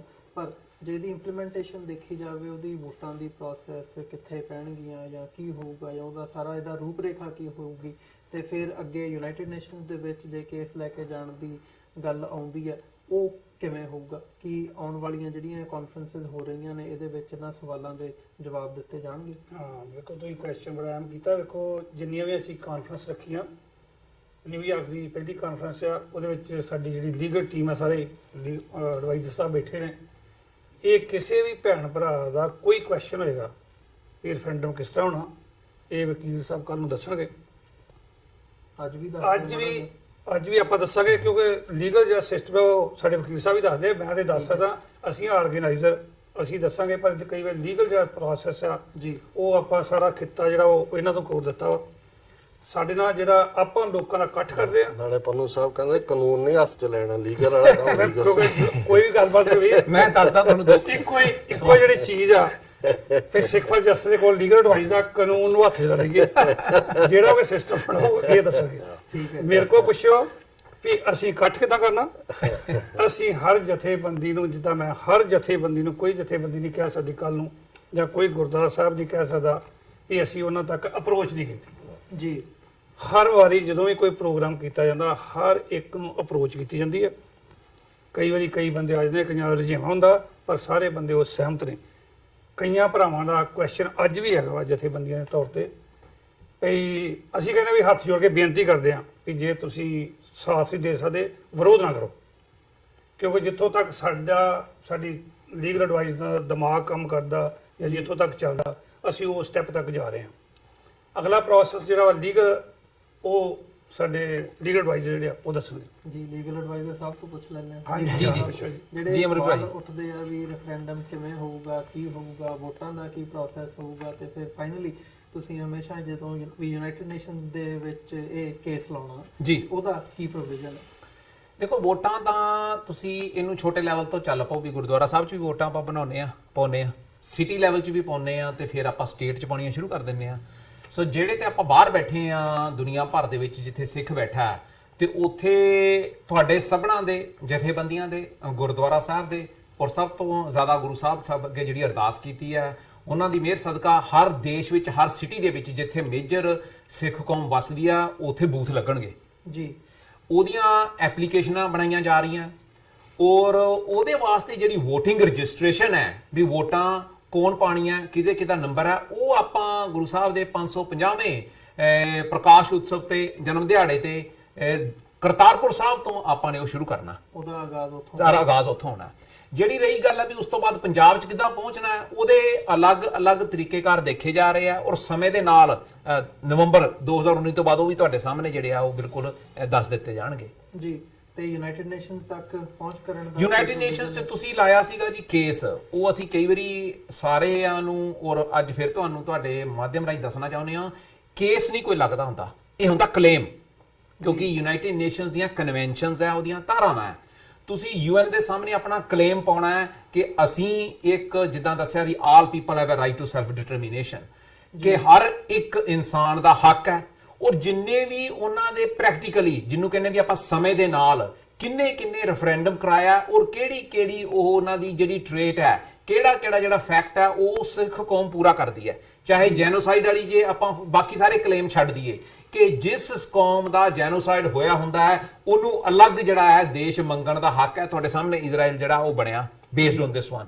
ਔਰ ਬਾਹਰ ਬੈਠੇ ਜਿਹੜੇ ਉਹਨਾਂ ਦੇ ਡਾਇਸਪੋਰਾ, ਡਾਕਟਰ ਸਾਹਿਬ ਲਗਾਤਾਰ ਯੂਜ਼ ਕਰਦੇ ਉਹ ਵਰਡ ਵੀ ਜੇ ਮੂਵਮੈਂਟ ਉੱਠੀ ਹੈ, ਜੇ ਮੂਵਮੈਂਟ ਉੱਠਣੀ ਹੈ, ਜੇ ਲੀਡ ਕਰਨੀ ਹੈ, ਉਹ ਆਜ਼ਾਦ ਪਸੰਦ ਡਾਇਸਪੋਰਾ ਨੇ, ਜਿਹੜੇ ਦੇ ਉੱਤੇ ਕੋਈ ਝਟਕਾ ਨਹੀਂ ਲੱਗ ਸਕਦਾ, ਜਿਹੜਾ ਕੋਈ ਵਿਕ ਨਹੀਂ ਸਕਦਾ, ਤੇ ਜਿਹਦੇ ਤੇ ਕੋਈ ਜ਼ੋਰ ਨਹੀਂ ਪਾ ਸਕਦਾ, ਉਹਦੇ ਰਾਹੀਂ ਹੀ ਆਜ਼ਾਦੀ ਮਿਲਣੀ ਹੈ। ਔਰ ਇਹੀ ਕਾਰਨ ਹੈ ਕਿ ਆਪਾਂ ਜਿਹੜਾ ਆਪਣੀਆਂ ਨਾਨ ਬਾਈਂਡਿੰਗ ਦੀਆਂ, ਅਨਅਫੀਸ਼ੀਅਲ ਦੀਆਂ ਜਿਹੜੀਆਂ ਵੋਟਾਂ ਪਾਉਣੀਆਂ, ਉਹਦੇ ਰਾਹੀਂ ਆਪਾਂ ਕਲੇਮ UN ਦੇ ਵਿੱਚ ਲੈ ਕੇ ਜਾਣਾ ਹੈ, ਜਿਹਨੂੰ ਕਿ ਤੁਸੀਂ ਇਹ ਨਹੀਂ ਕਹਿ ਸਕਦੇ ਵੀ 2020 ਚ ਵੋਟਾਂ ਪਈਆਂ ਤੇ ਹੁਣ ਕਲੇਮ ਕਦੋਂ ਪਾਊਗਾ। ਉਹਨੂੰ ਵੀ ਸਮਾਂ ਲੱਗੇਗਾ, ਕਾਨੂੰਨੀ ਤੌਰ ਤੇ ਕਲੇਮ ਬਣਾਉਣਾ ਪਏਗਾ, ਲੌਬਿੰਗ ਕਰਨੀ ਪਏਗੀ, ਫਿਰ UN ਦੇ ਵਿੱਚ ਪਹੁੰਚੇਗਾ। ਪਰ ਅਸੀਂ ਉਹ ਸਾਰੇ ਜਿਹੜੀਆਂ ਫਰਮਾਂ ਹੈਗੀਆਂ, ਜਿਹੜੇ ਲੌਬਿਸਟ ਹੈਗੇ, ਉਹ ਅਰੇਂਜ ਕਰਕੇ ਰੱਖੇ ਹੋਏ ਆ। ਖਾਲੀ ਹਵਾ ਦੇ ਵਿੱਚ ਨਹੀਂਗਾ ਕੋਈ ਵੀ ਕੰਮ ਕਿ ਆਪਾਂ ਵੋਟਾਂ ਪਵਾ ਕੇ ਦੇ ਬਾਅਦ ਘਰ 'ਚ ਬੈਠਣ ਲੱਗੇ ਆ, ਇਦਾਂ ਕੁਝ ਨਹੀਂਗਾ। ਦੇਖੋ, ਮੈਂ ਇੱਕ ਗੱਲ ਇਹਦੇ 'ਚ ਹੋਰ ਮੈਂਸ਼ਨ ਕਰਨੀ ਚਾਹੁੰਦਾ ਜੀ। 1849 ਚ ਪੰਜਾਬ ਨੂੰ ਬ੍ਰਿਟਿਸ਼ ਸਾਮਰਾਜ ਨੇ ਐਨੈਕਸ ਕੀਤਾ। ਅਸੀਂ ਲਗਭਗ 98 ਸਾਲ ਬ੍ਰਿਟਿਸ਼ ਰਾਜ ਦੇ ਥੱਲੇ ਰਹੇ, ਜਦੋਂ ਕਿ ਰੈਸਟ ਆਫ ਇੰਡੀਆ ਆਲਮੋਸਟ 200 ਸਾਲ ਰਹੇ।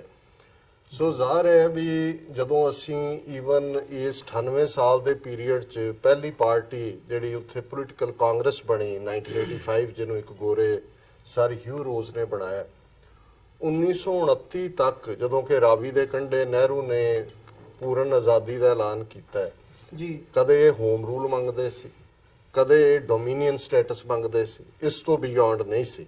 ਜਦੋਂ ਇੱਕ ਵਾਰ ਉਹ ਪੂਰਾ ਮਾਹੌਲ ਬਣ ਗਿਆ, ਫਿਰ ਉਹਨਾਂ ਨੇ ਪੂਰਨ ਆਜ਼ਾਦੀ ਦੀ ਗੱਲ ਕੀਤੀ। ਇਹ ਇੱਕ ਵੱਖਰੀ ਕਹਾਣੀ ਹੈ ਵੀ ਉਹਨਾਂ ਦੀ ਆਜ਼ਾਦੀ 'ਚ ਕਿਵੇਂ ਸਿੱਖਾਂ ਦੀਆਂ 80% ਕੁਰਬਾਨੀਆਂ ਨੇ ਉਸ ਬਾਰੇ ਤਾਂ ਮੈਂ ਅਕਸਰ ਪਿਆਰਾ ਸਿੰਘ ਨਿਰਚਲ ਦੀਆਂ ਇਹ 2 ਲਾਈਨਾਂ ਦੁਹਰਾਉਂਦਾ ਹੈ ਕਿ ਬਾਜ਼ੀ ਲੈ ਗਏ ਭਾਨੇ ਸ਼ਾਹ ਹੋਰੀ, ਅਸੀਂ ਧੌਣ ਭਰਾਉਣ ਦੇ ਯਾਰ ਹੀ ਰਹੇ। ਉਹ ਤਾਂ ਕਹਾਣੀ ਸੁਣਾਉਣਾ ਇਹੀ ਮਤਲਬ ਰਹਿ ਗਿਆ। ਪਰ ਜਿਹੜੀ ਗੱਲ ਮੈਂ ਕਹਿਣਾ ਚਾਹੁੰਦਾ ਹੈ, ਸਾਡੇ ਮਾਮਲੇ 'ਚ ਤਾਂ ਅਸੀਂ, ਕਿਉਂਕਿ ਇੱਕ ਇਤਰਾਜ਼ ਅਕਸਰ ਕੁਛ ਧਿਰਾਂ ਵੱਲੋਂ ਕੀਤਾ ਜਾਂਦਾ ਹੈ, ਇਸ ਲਈ ਮੈਂ ਇਹਦਾ ਜਵਾਬ ਦੇਣਾ ਚਾਹੁੰਦਾ ਹਾਂ। ਜੂਨ 84 ਤੋਂ ਬਾਅਦ ਪਹਿਲਾ ਇਕੱਠ ਸਰਬੱਤ ਖਾਲਸਾ 26 ਜਨਵਰੀ 1986 ਨੂੰ ਜਿਸ ਅਕਾਲ ਤਖਤ ਨੂੰ ਖੰਡਰਾਤ ਬਣਾ ਦਿੱਤਾ ਸੀ, ਉਹਦੇ ਤੇ ਹੋਇਆ। ਉਹਨਾਂ ਨੇ 5 ਮੈਂਬਰੀ ਪੰਥਕ ਕਮੇਟੀ ਬਣਾਈ ਬਾਬਾ ਗੁਰਬਚਨ ਸਿੰਘ ਮਾਨੋਚਾਲ ਦੀ ਅਗਵਾਈ ਥੱਲੇ। 29 ਅਪ੍ਰੈਲ 1986 ਨੂੰ ਉਸ ਪੰਥਕ ਕਮੇਟੀ ਨੇ ਖਾਲਿਸਤਾਨ ਦਾ ਐਲਾਨਨਾਮਾ ਜਾਰੀ ਕਰਕੇ, ਜਿਹੜਾ ਕਿ ਦੁਨੀਆ ਦੀਆਂ ਹਕੂਮਤਾਂ ਨੂੰ ਕਿਹਾ ਕਿ ਭਾਈ ਸਾਨੂੰ ਮਾਨਤਾ ਦਿਓ, ਸਾਡਾ ਭਾਰਤੀ ਸੰਵਿਧਾਨ ਨਾਲ ਕੋਈ ਸਬੰਧ ਨਹੀਂ ਹੈ ਔਰ ਅਸੀਂ ਆਪਣੀ ਮੁਕੰਮਲ ਆਜ਼ਾਦੀ ਡਿਕਲੇਅਰ ਕਰਦੇ ਹਾਂ। ਸਾਡੇ ਉਸ ਐਲਾਨਨਾਮੇ ਦਾ ਸਟੇਟਸ ਉਹੀ ਹੈ ਜੋ 4 ਜੁਲਾਈ 1776 ਦੀ America the declaration of independence ਦਾ। ਭਾਵੇਂ ਅਜੇ ਉਹਨਾਂ ਨੂੰ ਆਜ਼ਾਦੀ ਨਹੀਂ ਸੀ ਮਿਲੀ, 13 ਕਾਲੋਨੀ ਸੀ, ਅੱਜ 50 ਸਟੇਟਾਂ ਨੇ, ਲੇਕਿਨ ਇਹ ਵਿਲ ਸੀ, ਲੋਕਾਂ ਦਾ ਰਿਜ਼ੋਲਵ ਸੀ। ਔਰ ਜਿਹੜੀ ਸਾਡੀ ਮੁਕੰਮਲ ਖਾਲਿਸਤਾਨ ਦੀ ਆਜ਼ਾਦੀ ਨੂੰ ਸਰਬੱਤ ਖਾਲਸਾ ਪਰੰਪਰਾ ਰਾਹੀਂ ਸਾਰੇ ਖਾਲਸਾ ਪੰਥ ਨੇ ਐਂਡੋਰਸ ਕੀਤਾ ਸੀ। ਸੋ ਉਸ ਨਿਸ਼ਾਨੇ ਦੇ ਨਾਲ ਨਾ ਕੋਈ ਕਿਸੇ ਨੂੰ ਹੱਕ ਹੈ ਖੱਬਾ ਸੱਜਾ ਕਰਨ ਦਾ, ਨਾ ਕੋਈ ਕਰਦਾ। ਹੁਣ ਉਸ ਨਿਸ਼ਾਨੇ ਤੱਕ ਪਹੁੰਚਣ ਲਈ ਤੁਸੀਂ ਰਾਹ ਅਖਤਿਆਰ ਕਰਦੇ ਹੋ। ਜ਼ਾਹਰ ਹੈ ਸਟੇਟ ਟੈਰਰਿਜ਼ਮ ਆਇਆ ਪੰਜਾਬ ਦੇ ਵਿੱਚ, ਸਾਡੇ ਸਿੰਘ ਜੂਝੇ, ਸਜ਼ਾ ਯਾਫਤਾ ਕੀਤਾ ਜਿਹੜੇ ਵੀ ਗੁਨਾਹਗਾਰ ਸੀ ਜੀ। ਉਸ ਤੋਂ ਬਾਅਦ ਅਸੀਂ ਦੇਖਦੇ ਹਾਂ ਵੀ ਇਹ ਜਿਵੇਂ ਇੰਟਰਨੈਸ਼ਨਲ ਲੈਵਲ ਦੇ ਉੱਤੇ ਜਦੋਂ ਤੁਸੀਂ ਹੁਣ ਸਿੱਖ ਰਾਜ ਦੇ ਵੇਲੇ ਜਿਹੜੀ ਸਰਕਾਰੀ ਜ਼ਬਾਨ ਹੈ ਉਹ ਜਿਹੜੀ ਹੈ ਪਰਸ਼ੀਅਨ ਸੀ, ਜਿਹੜੀ ਕੋਰਟ ਲੈਂਗੁਏਜ ਸੀ, ਕਿਉਂਕਿ ਉਹ ਦੁਨੀਆ ਦੀ ਲੈਂਗੁਏਜ ਸੀ। ਜਦੋਂ ਤੁਸੀਂ ਦੱਸਣਾ ਹੈ ਕਿ ਉਹਨਾਂ ਨੇ ਆਪਣੇ ਰਾਜਦੂਤ ਤੁਹਾਡੇ ਕੋਲ ਭੇਜਣੇ ਨੇ, ਤੁਹਾਡੇ ਉਹਨਾਂ ਕੋਲ ਜਾਣੇ ਨੇ, ਕੋਈ ਤਾਂ ਹੋਏਗਾ। ਸੋ ਇਹਦਾ ਮਤਲਬ ਇਹ ਬਿਲਕੁਲ ਕਤਈ ਨਹੀਂ ਹੈ ਕਿ ਕੋਈ 29 ਅਪ੍ਰੈਲ 1986 ਦੇ ਖਾਲਿਸਤਾਨ ਦੇ ਐਲਾਨਨਾਮੇ ਤੋਂ ਵੱਖਰਾ ਕੋਈ ਐਲਾਨ ਹੋ ਗਿਆ, ਨਹੀਂ। ਗੱਲ ਉਹਦੀ ਫੁੱਲਫਿਲਮੈਂਟ ਦੀ ਹੈ, ਉਹਦੇ ਲਈ ਇਹ ਸਟੈਪਸ ਨੇ, ਉਹਦੇ ਲਈ ਇਹ ਮਾਈਲਸਟੋਨ ਨੇ, ਮੀਲ ਪੱਥਰ ਨੇ। ਅੱਜ ਬੇਸ਼ੱਕ ਇਹ ਨਾਨ ਬਾਈਂਡਿੰਗ ਹੈ, ਜਦੋਂ ਇਹ ਨਾਨ ਬਾਈਂਡਿੰਗ ਦੇ ਨਾਲ ਤੁਸੀਂ ਦੁਨੀਆ ਦੇ ਵਿੱਚ ਇੰਟਰਨੈਸ਼ਨਲ ਕਮਿਊਨਿਟੀ ਦੇ ਸਾਹਮਣੇ, ਠੀਕ ਹੈ ਪੰਨੂ ਸਾਹਿਬ ਨੇ ਕਿਹਾ ਕਿ ਵੀ ਉੱਥੇ ਤੁਹਾਡਾ ਕੋਈ ਇਸ ਕਿਸਮ ਦਾ ਕਲੇਮ ਨਹੀਂ ਬਣਦਾ ਕਿ ਵੀ ਤੁਸੀਂ, ਕਿਉਂਕਿ ਅਸੀਂ ਕੋਈ UN ਦਾ ਮੈਂਬਰ ਦੇਸ਼ ਨਹੀਂ ਹੈ, ਪਰ ਜਦੋਂ ਤੁਸੀਂ ਇੱਕ ਵਿਲ ਵੱਲ ਤੁਰੋਗੇ, ਔਰ ਅਸੀਂ ਜਦੋਂ ਇਹ ਇੰਡੀਅਨ ਹਕੂਮਤ ਤਾਂ ਕਦੇ ਪਾਕਿਸਤਾਨ ਨਾਲ ਜੋੜਦੇ, ਕਦੇ ਕੈਨੇਡਾ ਨੂੰ ਜੋੜਦੇ, ਅਸੀਂ ਮੰਗਦੇ ਇਹਨਾਂ ਦੀ ਮਦਦ। ਉਹ ਵਕਤ ਆ ਰਿਹਾ ਹੈ ਜਦੋਂ ਅਸੀਂ ਦੁਨੀਆ ਦੀਆਂ ਸਾਰੀਆਂ ਹੀ ਇਹਨਾਂ ਨੇਸ਼ਨ ਸਟੇਟਸ ਨੂੰ ਕਹਾਂਗੇ ਕਿ ਭਾਈ ਸਾਡਾ ਜਿਹੜਾ ਹੱਕ ਹੈ ਉਹ ਦਿਵਾਉਣ ਦੇ ਲਈ ਸਾਡੇ ਨਾਲ ਖਲੋ। ਅਸੀਂ ਐਕਸਪੈਕਟ ਕਰਦੇ ਹਾਂ ਉਹ ਪਾਕਿਸਤਾਨ ਹੋਏ, ਚੀਨ ਹੋਏ, ਇੰਗਲੈਂਡ ਹੋਏ, ਕੈਨੇਡਾ ਹੋਏ, ਅਮਰੀਕਾ ਹੋਏ, ਉਹ ਸਾਨੂੰ ਲਿਆਉਣ ਇੰਟਰਨੈਸ਼ਨਲ ਫੋਰਮ ਦੇ ਉੱਤੇ, ਸਾਡੀ ਨੁਮਾਇੰਦਗੀ ਹੋਏ, ਸਾਨੂੰ ਆਪਣੀ ਗੱਲ ਕਹਿਣ ਦਾ ਮੌਕਾ ਬਣੇ। ਔਰ ਇਹਦੇ 'ਚ ਸਾਨੂੰ ਕੋਈ ਝੱਕ ਜਾਂ ਝਕਾ ਨਹੀਂ ਹੈ ਕਿ ਜੀ ਕੌਣ ਕਿਹਦੀ ਮਦਦ ਹੈ। ਪਰ ਆਪਣੀ ਆਜ਼ਾਦੀ ਦੀ ਲੜਾਈ ਕੌਮ ਨੇ ਪਹਿਲਾਂ ਵੀ ਆਪਣੇ ਬਲਬੂਤੇ ਤੇ ਲੜੀ ਹੈ। 18ਵੀਂ ਸਦੀ 'ਚ ਵੀ ਸਿੱਖ ਕੌਮ ਨੇ ਆਪਣੇ ਬਲਬੂਤੇ ਤੇ, ਔਰ ਅੱਜ ਵੀ ਗੁਰੂ ਪੰਥ ਦੇ ਅੰਦਰ ਗੁਰੂ ਕਲਗੀਧਰ ਵਸਦੇ ਨੇ। ਕੱਲਾ ਕੱਲਾ ਸਿੱਖ 1.25 ਲੱਖ ਸਪਿਰਿਟ ਦਾ ਮਾਲਕ ਹੈ। ਔਰ ਅਸੀਂ ਜਿਹੜੇ ਮਨੁੱਖੀ ਹੱਕਾਂ ਦੇ ਬੇਸਿਕ ਪੈਰਾਮੀਟਰ ਨੇ ਉਹਦੇ ਦਾਇਰਾਕਾਰ 'ਚ ਰਹਿੰਦੇ ਹਾਂ। ਆਪਣੀ ਆਜ਼ਾਦੀ ਦੀ ਲੜਾਈ ਪਹਿਲਾਂ ਵੀ ਲੜੀ ਹੈ, ਹਥਿਆਰਬੰਦ ਵੀ, ਔਰ ਅੱਜ ਜੇ ਇਸ ਰਸਤੇ ਨੂੰ ਚੁਣਿਆ ਤੇ ਇਹ ਵੀ ਸਾਡਾ ਹੱਕ ਬਣਦਾ। ਸੋ ਮੈਂ ਸਮਝਦਾ ਕਿ ਜੇ ਫਿਰ ਵੀ ਕਿਸੇ ਨੇ ਉਹਨੂੰ ਕ੍ਰਿਟਿਸਾਈਜ਼ ਹੀ ਕਰੀ ਜਾਣਾ ਤੇ ਉਹਨਾਂ ਦਾ ਕੋਈ ਇਲਾਜ ਨਹੀਂ ਹੈ। ਸੋ ਮੈਂ ਇਹ ਮਹਿਸੂਸ ਕਰਦਾ ਕਿ ਹੁਣ ਅੱਜ ਉਹ ਵਕਤ ਆ ਗਿਆ ਕਿ ਜਿੱਥੇ ਅਸੀਂ ਆਪਸੀ, ਵੈਸੇ ਤਾਂ ਸਿੱਖ ਦਾ ਜਾਂ ਸਾਡੇ ਪੰਥ ਦਾ ਇਹ ਹਮੇਸ਼ਾ ਹੀ ਰਿਹਾ, ਮੁਸੀਬਤ ਦੇ ਵੇਲੇ ਅਸੀਂ ਹੋਰ ਵੀ ਵੱਡੇ ਘੱਲੂਘਾਰੇ ਵੇਲੇ ਜਦੋਂ ਬਹੁਤ ਟਫ ਹਾਲਾਤ ਬਣੇ, ਸਰਦਾਰ ਜੱਸਾ ਸਿੰਘ ਆਹਲੂਵਾਲੀਆ ਨੇ ਕਾਲ ਦਿੱਤੀ, ਮਿਸਲ ਵੰਡ ਅਬ ਕਬਹੂ ਨਾ ਪਾਓ, ਰਲ ਮਿਲ ਕੇ ਇਹ ਪੰਥ ਬਚਾਓ। ਕਿ ਹੁਣ ਇਸ ਵੇਲੇ ਮਿਸਲਾਂ ਦੇ ਝੰਡਿਆਂ ਦੀ ਗੱਲ ਨਹੀਂ ਹੈ ਕਿ ਕਿਹਦੇ ਝੰਡੇ ਥੱਲੇ ਕਿਹਨੇ ਲੜਨਾ, ਪੰਥ ਦੀ ਗੱਲ ਹੈ। ਔਰ ਮੈਂ ਸਮਝਦਾ ਅੱਜ ਜੋ ਸਾਡੀ ਹਾਲਤ ਉੱਥੇ ਉਹਨਾਂ ਨੇ ਬਣਾਈ ਹੋਈ ਹੈ, ਸਾਡੀ ਤਾਂ ਉਹ ਜਿਵੇਂ ਸ਼ੇਕਸਪੀਅਰ ਨੇ ਕਿਹਾ ਟੂ ਬੀ ਔਰ ਨਾਟ ਟੂ ਬੀ, ਅਸੀਂ ਸਰਵਾਈਵ ਵੀ ਕਰਨਾ ਕਿ ਨਹੀਂ, ਲੜਾਈ ਸਾਡੀ ਇੱਥੇ ਹੈ। ਹੁਣ ਇਹ ਕੋਈ ਮਰਿਆਦਾ ਤੇ ਲੜ ਲਓ, ਕੋਈ ਕਿਨੇ ਚਿੱਟਾ ਪਾ ਲਿਆ, ਕਿਸੇ ਨੇ ਕਾਲਾ ਪਾ ਲਿਆ, ਕਿਨੇ ਐਂ ਦੀ ਘੁੰਮ ਗਿਆ, ਕੋਈ ਇਹ ਨਹੀਂ ਹੈ। ਇਹ ਛੋਟੇ ਛੋਟੇ ਮਸਲੇ ਨੇ। ਜਦੋਂ ਤੁਹਾਡੀ ਕੌਮ ਦੇ ਕੋਲ ਆਜ਼ਾਦੀ ਹੋਏਗੀ, ਤੁਹਾਡੇ ਵਿਦਵਾਨ, ਸਕਾਲਰ, ਗੁਰਮੁਖ, ਸੰਤ, ਮਹਾਂਪੁਰਖ ਉਹ ਬੈਠ ਕੇ ਜਿਹੜੇ ਮੁੱਦੇ ਥੋੜੇ ਬਹੁਤ ਕੋਈ ਕੰਟਰੋਵਰਸੀ ਦੇ ਨੇ ਉਹਨਾਂ ਨੂੰ ਰਿਜ਼ੋਲਵ ਕਰ ਲੈਣਗੇ। ਸੋ ਇਹਨਾਂ ਤੋਂ ਬਚੀਏ ਜਿਹੜੇ ਡਿਵਾਈਸਿਵ ਏਜੰਡੇ ਨੇ, ਔਰ ਇੱਕੋ ਹੀ ਗੱਲ ਦੇ ਉੱਤੇ ਫੋਕਸ ਹੋਏ ਜਿਹੜਾ ਭਾਈ ਗੁਰਦਾਸ ਨੇ ਫਰਮਾਇਆ ਸੀ ਕਿ ਕਿਸ ਉਦਮ ਤੇ ਰਾਜ ਮਿਲੇ, ਸ਼ਤਰੂ ਤੇ ਸਭ ਹੋਵੇ ਮੀਤਾ। ਇਹ ਬੇਸਿਕ ਫਾਰਮੂਲਾ ਹੈ ਕਿ ਉਹ ਕੀ ਐਫਰਟ ਕੀਤਾ ਜਾਏ ਕਿ ਅਸੀਂ ਪੋਲੀਟੀਕਲ ਸੋਵਰਨਿਟੀ ਲਈਏ। ਦੁਸ਼ਮਣ ਆਪਣੇ ਆਪ ਦੋਸਤ ਬਣ ਜਾਂਦੇ ਨੇ। ਅੱਜ ਪਾਕਿਸਤਾਨ ਇੰਟਰਨੈਸ਼ਨਲੀ ਉਹ ਚਾਈਨਾ ਦਾ ਐਮਬੈਸਡਰ ਹੈ, ਅਮਰੀਕਾ ਦਾ, ਰੂਸ ਦਾ, ਕਰਤਾਰਪੁਰ ਲਾਂਘਾ ਖੁੱਲਦਾ ਹੈ, ਸਾਰੇ ਹੀ ਪਹੁੰਚ ਕੇ ਵਧਾਈ ਦਿੰਦੇ ਨੇ। ਇਹ ਜਦੋਂ ਸੋਵਰਨ ਨੇਸ਼ਨ ਹੁੰਦੇ ਨੇ, ਜੇ ਅੱਜ 72 ਸਾਲ ਪਹਿਲਾਂ ਸਾਡੇ ਕੋਲ ਮੁਲਕ ਹੁੰਦਾ ਖਾਲਿਸਤਾਨ ਦਾ, ਅਸੀਂ ਇਹਨਾਂ ਦੀ ਤਰ੍ਹਾਂ ਥਰਡ ਰੇਟ ਪਾਵਰ ਨਹੀਂ ਸੀ ਹੋਣਾ ਕਿ 40% ਲੋਕ ਗਰੀਬੀ ਰੇਖਾ ਤੋਂ ਥੱਲੇ ਨੇ, ਸਭ ਤੋਂ ਜ਼ਿਆਦਾ ਕੋਹੜੀ ਉੱਥੇ ਨੇ, ਸਭ ਤੋਂ ਜ਼ਿਆਦਾ ਏਡਜ਼ ਦੇ ਮਰੀਜ਼ ਨੇ, ਸਭ ਤੋਂ ਜ਼ਿਆਦਾ ਟੀਬੀ ਦੇ ਨੇ, ਸਭ ਤੋਂ ਜ਼ਿਆਦਾ ਅੰਨਾਪਨ ਉੱਥੇ ਹੈ। ਅਸੀਂ ਫਸਟ ਵਰਲਡ ਕੰਟਰੀ ਹੋਣਾ ਸੀ। ਪੋਲੀਟੀਕਲ ਪਾਵਰ ਤੁਹਾਡੇ ਕੋਲ ਹੁੰਦੀ ਹੈ, ਤੁਸੀਂ ਸਰਬੱਤ ਦੇ ਭਲੇ ਦੀਆਂ ਸਕੀਮਾਂ ਬਣਾਉਂਦੇ ਹੋ। ਔਰ ਉਹਦੇ ਚ ਜਿਵੇਂ ਵੀਰ ਗੁਰਪ੍ਰੀਤ ਸਿੰਘ ਨੇ ਕਿਹਾ ਸੀ ਵੀ ਗੱਲ ਉੱਥੇ ਸਿੱਖ ਹਿੰਦੂ ਮੁਸਲਮਾਨ ਦੀ ਨਹੀਂ ਹੈ। ਜੇ ਸਿੱਖ ਰਾਜ ਮਹਾਰਾਜਾ ਰਣਜੀਤ ਸਿੰਘ ਦੇ ਵੇਲੇ ਸੀ, ਇੰਨਾ ਪ੍ਰੋਸਪਰਸ ਸੀ ਕਿ ਯੂਰਪ ਦੇ 52 ਅਫਸਰ, ਉਹ ਇਟਾਲੀਅਨ ਹੋਣ, ਫ੍ਰੈਂਚ ਹੋਣ, ਉਹ ਜਰਮਨ ਹੋਣ, ਇੱਕ ਪੈਨਸਿਲਵੇਨੀਆ ਦਾ ਡਾਕਟਰ ਸੀ, ਜਾ ਕੇ ਨੌਕਰੀ ਕਰਦੇ ਸੀ। ਇਹ ਹੁੰਦਾ ਪੋਲੀਟੀਕਲ ਪਾਵਰ ਨਾਲ ਪ੍ਰੋਸਪੈਰਿਟੀ ਜੁੜੀ ਹੁੰਦੀ ਹੈ ਔਰ ਸਟੇਬਿਲਿਟੀ। ਇਹ ਗੱਲ ਮੈਂ ਅਕਸਰ ਵਾਸ਼ਿੰਗਟਨ ਡੀਸੀ, ਜਿੱਥੇ ਮੈਨੂੰ ਕਿਸੇ ਥਿੰਕ ਟੈਂਕ 'ਚ ਵੀ ਜਾਂ ਲਾਅ ਮੇਕਰ ਨਾਲ ਵੀ ਮੌਕਾ ਬਣਿਆ, ਮੈਂ ਕਿਹਾ ਜੀ ਜੋ ਮਰਜ਼ੀ ਕਰ ਲਓ, 1/5 ਹਿਊਮਨ ਕਾਈਂਡ ਸਾਊਥ ਏਸ਼ੀਆ 'ਚ ਰਹਿੰਦੀ ਹੈ।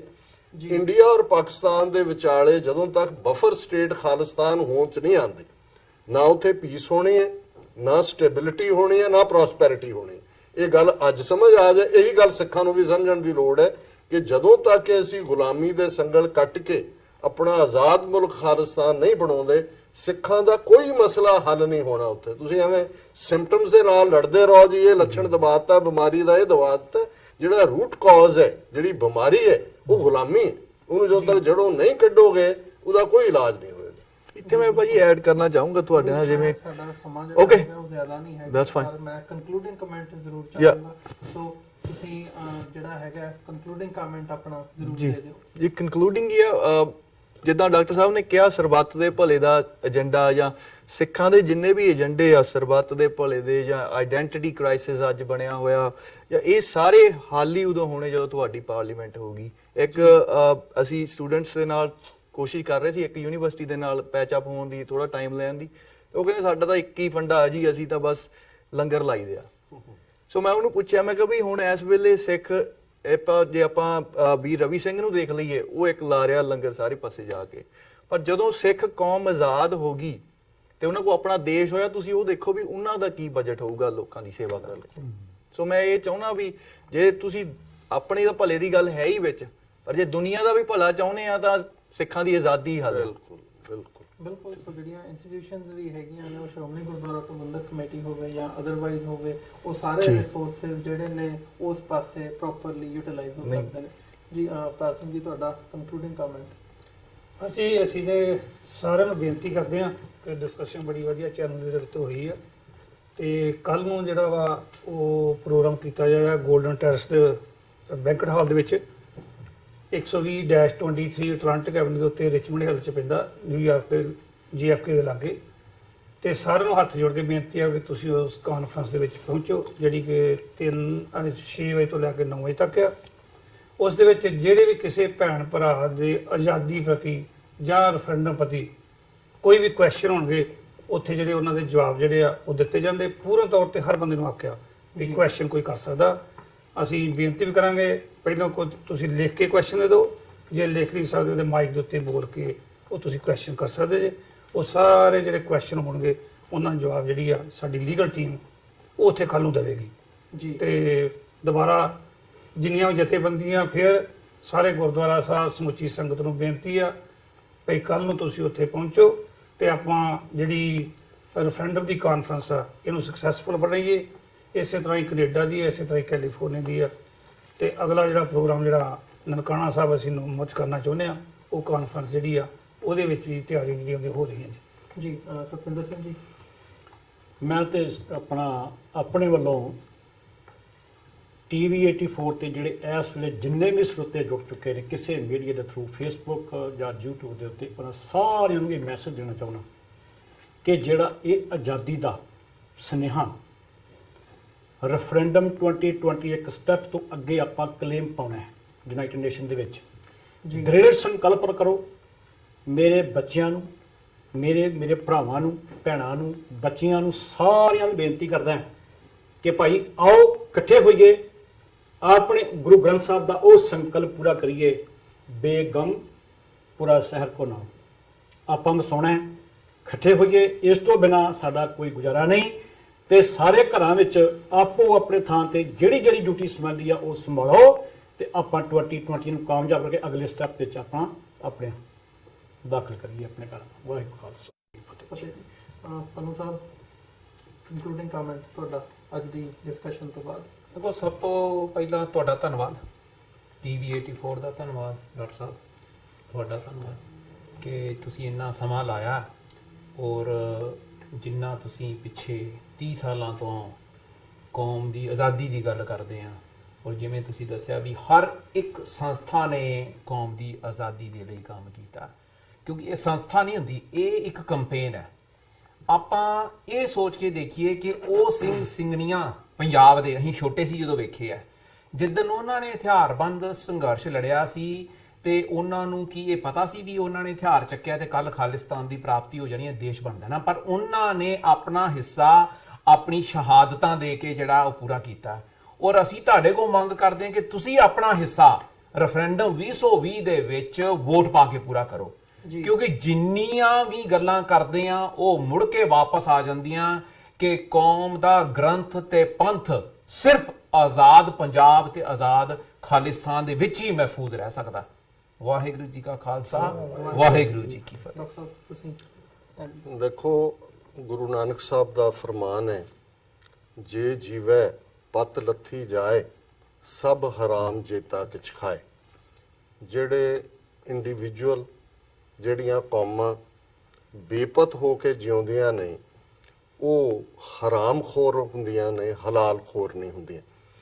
ਔਰ ਜ਼ਾਹਰਾ ਤੌਰ ਤੇ ਸਿੱਖ ਕੌਮ ਆਪਣੇ ਬਾਨੀ ਔਰ ਇਹ 550ਵਾਂ ਸਾਲ ਹੈ ਗੁਰੂ ਨਾਨਕ ਸਾਹਿਬ ਦੇ ਪ੍ਰਕਾਸ਼ ਪੁਰਬ ਦਾ ਜੀ, ਜਿੱਥੇ ਅਸੀਂ ਹੋਰ ਬੜੀਆਂ ਬੜੀਆਂ ਸੈਲੀਬ੍ਰੇਸ਼ਨਸ ਕਰਾਂਗੇ, ਨਗਰ ਕੀਰਤਨ, ਲੰਗਰ ਲੱਗਣਗੇ, ਉੱਥੇ ਇਸ ਗੱਲ ਨੂੰ ਜ਼ਰੂਰ ਯਾਦ ਰੱਖੀਏ ਕਿ ਸਾਡੇ ਸਤਿਗੁਰੂ ਨੇ ਜ਼ੁਲਮ ਨੂੰ ਚੈਲੰਜ ਕੀਤਾ ਸੀ ਔਰ ਫਰਮਾਇਆ ਸੀ ਕਿ ਸੱਚ ਕੀ ਬਾਣੀ ਨਾਨਕ ਆਖੈ, ਸੱਚ ਸੁਣਾਏ ਸੀ ਸੱਚ ਕੀ ਬੇਲੇ। ਜੀ, ਜਿਹੜੇ ਲੋਕ ਸੱਚ ਤੋਂ ਕੰਨੀ ਕਤਰਾਉਂਦੇ ਨੇ, ਝੂਠ ਦੇ ਉੱਤੇ ਮਬਨੀ ਹੁੰਦਾ ਹੈ ਉਹਨਾਂ ਦਾ ਜੀਵਨ, ਅਲਟੀਮੇਟਲੀ ਉਹਨਾਂ ਦਾ ਮੂੰਹ ਇੱਥੇ ਵੀ ਕਾਲਾ ਹੁੰਦਾ ਹੈ ਤੇ ਅਕਾਲ ਪੁਰਖ ਦੀ ਦਰਗਾਹ 'ਚ ਵੀ ਹੁੰਦਾ ਹੈ। ਅਸੀਂ 10ਵੇਂ ਪਾਤਸ਼ਾਹ ਦੇ ਸਪੁੱਤਰ ਸਪੁੱਤਰੀ ਹਾਂ ਜਿਨ੍ਹਾਂ ਨੇ ਆਪਣਾ ਸਰਬੰਸ ਕੁਰਬਾਨ ਕਰਕੇ ਫਰਮਾਇਆ ਸੀ, ਇਨ ਪੁੱਤਰਨ ਕੇ ਸੀਸ ਪਰ ਵਾਰ ਦਿਏ ਸੁਤ ਚਾਰ, ਚਾਰ ਮੂਏ ਤੋਂ ਕਿਆ ਹੁਆ ਜੀਵਤ ਕਈ ਹਜ਼ਾਰ। ਔਰ ਖਾਲਸੇ ਨੂੰ ਆਜ਼ਾਦੀ ਦੀ ਮੁੱਢਲੀ ਘੁੱਟੀ ਦਿੱਤੀ ਹੋਈ ਹੈ। ਜਦੋਂ ਖਾਲਸੇ ਨੂੰ ਡਿਫਾਈਨ ਕੀਤਾ ਭਾਈ ਰਤਨ ਸਿੰਘ ਭੰਗੂ ਨੇ ਪ੍ਰਾਚੀਨ ਪੰਥ ਪ੍ਰਕਾਸ਼, ਉਹਨਾਂ ਨੇ ਕਿਹਾ ਖਾਲਸਾ ਬਾਦਸ਼ਾਹ ਜਾਂ ਬਾਗੀ, ਜਾਂ ਖਾਲਸਾ ਸੋਵਰਨ ਹੈ ਜਾਂ ਸੋਵਰਨਟੀ ਲਈ ਲੜ ਰਿਹਾ, ਗੁਲਾਮੀ ਸਟੇਟ ਆਫ ਮਾਈਂਡ ਹੈ, ਲੜ ਰਿਹਾ ਖਾਲਸਾ, ਗੁਲਾਮ ਨਹੀਂ ਹੈ। ਹਾਂ, ਜਿਨ੍ਹਾਂ ਨੇ ਗੁਲਾਮੀ ਕਬੂਲੀ ਹੈ ਜ਼ਿਹਨੀ ਤੌਰ ਤੇ, जिन्ह बारे फिर इकबाल ने कहा कि ताहिरे लाहौती उस रिज़्क से मौत अच्छी जिस रिज़्क से आती हो परवाज में कोताही, कि डिवाइन बर्ड ए ताहिरे लाहौती वो रिज़क ना खाई ਜਿਹੜਾ ਰਿਜ਼ਕ ਤੇਰੀ ਪ੍ਰਵਾਜ਼, ਤੇਰੀ ਉਡਾਣ ਦੇ ਨਾਲ ਤੈਨੂੰ ਕੰਪਰੋਮਾਈਜ਼ ਕਰਨ ਤੇ ਮਜਬੂਰ ਕਰੇ, ਉਹਦੇ ਨਾਲੋਂ ਮਰਨਾ ਕਬੂਲ ਹੈ। ਔਰ ਮੈਂ ਸਮਝਦਾ ਵੀ ਸਾਡੇ ਕੋਲ ਤਾਂ ਮੌਜੂਦਾ ਵਕਤ 'ਚ 1.5 ਲੱਖ ਤੋਂ ਜ਼ਿਆਦਾ ਉਹ ਬਹਾਦਰ ਗੁਰੂ ਕੇ ਸਪੁੱਤਰ ਸਪੁੱਤਰੀਆਂ ਨੇ ਜਿਨ੍ਹਾਂ ਨੇ ਆਪਣੇ ਸਰੀਰਾਂ ਦੇ ਠੀਕਰੇ ਦਿੱਲੀ ਸਾਮਰਾਜ ਦੇ ਸਿਰ ਤੇ ਭੰਨ ਕੇ ਅਕਾਲ ਤਖਤ ਦੀ ਅਜ਼ਮਤ ਨੂੰ ਕਾਇਮ ਰੱਖਿਆ। ਔਰ ਮੈਂ ਇਹੀ ਕਹਾਂਗਾ ਕਿ ਭਾਈ ਜਿੱਥੇ ਜਿੱਥੇ ਤੁਸੀਂ ਹੋ, ਅਸੀਂ ਸਾਰੇ ਆਨੰਦਪੁਰ ਗੁਰੂ ਦੀ ਨਗਰੀ ਦੇ ਵਾਸੀ ਹਾਂ। ਸਾਡਾ ਫੋਕਸ ਕੌਮ ਦੇ ਗਲੋਂ ਗੁਲਾਮੀ ਦੇ ਸੰਗਲ ਕੱਟਣਾ ਵੀ ਹੈ। ਉਹਦੇ ਲਈ ਤੁਸੀਂ ਭਾਈ ਨੰਦ ਲਾਲ ਵਾਂਗ ਕਲਮ ਚੁੱਕ ਲਓ, ਭਾਈ ਕਨਈਆ ਜੀ ਵਾਂਗ ਪਾਣੀ ਦੀ ਮਸ਼ਕ ਚੁੱਕ ਲਓ, ਤੇ ਭਾਈ ਬਚਿੱਤਰ ਸਿੰਘ ਦੀ ਨਾਗਣੀ ਜਿਹਨੇ ਅਲਟੀਮੇਟਲੀ ਮਸਤ ਹਾਥੀਆਂ ਦਾ ਉਹ ਹੰਕਾਰ ਦੂਰ ਕਰਕੇ ਉਹ ਗੁਲਾਮੀ ਦੇ ਸੰਗਲ ਕੱਟੇ ਨੇ। ਅਸੀਂ ਸਾਰਾ ਹੀ ਪੰਥ ਉਸ ਭਾਵਨਾ ਦੇ ਨਾਲ, ਉਸ ਪਿਆਰ ਦੇ ਨਾਲ, ਆਏ ਮਿਲ ਗੁਰਸਿੱਖ ਆਏ ਮਿਲ, ਆਏ ਮੇਰੇ ਗੁਰੂ ਕੇ ਪਿਆਰੇ, ਇਸ ਭਾਵਨਾ ਦੇ ਨਾਲ ਕੰਮ ਕਰੀਏ। ਜੀ ਬਿਲਕੁਲ। ਸੋ ਜਿਹੜੇ ਦਰਸ਼ਕ ਸਾਡੇ ਨਾਲ ਇਸ ਵਕਤ ਨਾਰਥ ਅਮਰੀਕਾ ਚੋਂ ਜਾਂ ਫਿਰ ਸੋਸ਼ਲ ਮੀਡੀਆ ਦੇ ਰਾਹੀਂ ਦੁਨੀਆ ਭਰ ਦੇ ਵਿੱਚੋਂ ਸਾਡੇ ਨਾਲ ਜੁੜੇ ਹੋਏ ਆ, ਮੈਂ ਉਮੀਦ ਕਰਦਾ ਅੱਜ ਦੀ ਇਹ ਜਿਹੜੀ ਗੱਲਬਾਤ ਸੀ, ਪੈਨਲ ਡਿਸਕਸ਼ਨ ਸੀ, ਤੁਹਾਨੂੰ ਜ਼ਰੂਰ ਇਹ ਪਸੰਦ ਆਈ ਹੋਵੇਗੀ। ਤੇ ਜਿਵੇਂ ਸਿਕਸ ਫॉर ਜਸਟਿਸ ਦੇ ਨੁਮਾਇੰਦਿਆਂ ਵੱਲੋਂ ਇਹ ਅਪੀਲ ਵੀ ਕੀਤੀ ਗਈ ਹੈ ਕਿ ਜਿੱਥੇ ਜਿੱਥੇ ਵੀ ਤੁਸੀਂ ਬੈਠੇ ਹੋਗੇ ਪਹੁੰਚ ਸਕਦੇ ਹੋ। ਜਿਹੜੀਆਂ ਕਾਨਫਰੰਸਿਸ ਆਉਣ ਵਾਲੇ ਸਮੇਂ ਦੇ ਵਿੱਚ ਹੋਣਗੀਆਂ ਜਾਂ ਕੱਲ੍ਹ ਨੂੰ ਜਿਹੜੀ ਨਿਊਯਾਰਕ ਦੇ ਵਿੱਚ ਹੋਣ ਜਾ ਰਹੀ ਹੈ ਸ਼ਾਮ ਨੂੰ 6 ਵਜੇ, ਉੱਥੇ ਪਹੁੰਚ ਸਕਦੇ ਹੋ ਤੇ ਜੇ ਕੋਈ ਤੁਹਾਡਾ ਸਵਾਲ ਹੋਵੇ ਉਹ ਵੀ ਤੁਸੀਂ ਪੁੱਛ ਸਕਦੇ ਹੋ। ਸੋ ਅੱਜ ਦੇ ਸ਼ੋਅ ਦੇ ਵਿੱਚ ਅਸੀਂ ਇੱਥੇ ਹੀ ਇਜਾਜ਼ਤ ਚਾਹਾਂਗੇ ਤੇ ਇੱਕ ਅਨਾਉਂਸਮੈਂਟ ਵੀ ਮੈਂ ਜਾਂਦੇ ਜਾਂਦੇ ਕਰਦੇ ਹਾਂ, ਜਿਹੜਾ ਇਹ 6 ਤੋਂ 9 ਕੱਲ ਨੂੰ ਕਾਨਫਰੰਸ ਹੋਣੀ ਹੈ ਇੱਥੇ ਨਿਊਯਾਰਕ ਦੇ ਟਾਈਮ ਦੇ ਮੁਤਾਬਕ। ਇਹਦਾ ਜਿਹੜਾ ਸਿੱਧਾ ਲਾਈਵ ਪ੍ਰਸਾਰਣ ਹੈ ਉਹ ਤੁਸੀਂ TV 84 ਤੇ ਵੀ ਦੇਖ ਸਕੋਗੇ। ਸੋ ਇਹਨਾਂ ਹੀ ਸ਼ਬਦਾਂ ਦੇ ਨਾਲ ਅੱਜ ਦੇ ਸ਼ੋਅ ਦੇ ਵਿੱਚ ਇੱਥੇ ਤੁਹਾਡੇ ਕੋਲੋਂ ਇਜਾਜ਼ਤ ਚਾਹਾਂਗੇ। ਜਿਹੜੇ ਤੁਸੀਂ ਪੈਨਲਿਸਟ ਸਾਡੇ ਨਾਲ ਅੱਜ ਇੱਥੇ ਪਹੁੰਚੇ ਹੋ, ਤੁਹਾਡਾ ਵੀ ਬਹੁਤ ਬਹੁਤ ਧੰਨਵਾਦ, ਤੁਸੀਂ ਆਪਣਾ ਸਮਾਂ ਕੱਢਿਆ। ਫਤਿਹ ਦੀ ਸਾਂਝ ਪਾਈ ਅੰਤ ਦੇ ਵਿੱਚ। ਵਾਹਿਗੁਰੂ ਜੀ ਕਾ ਖਾਲਸਾ, ਵਾਹਿਗੁਰੂ ਜੀ ਕੀ ਫਤਿਹ।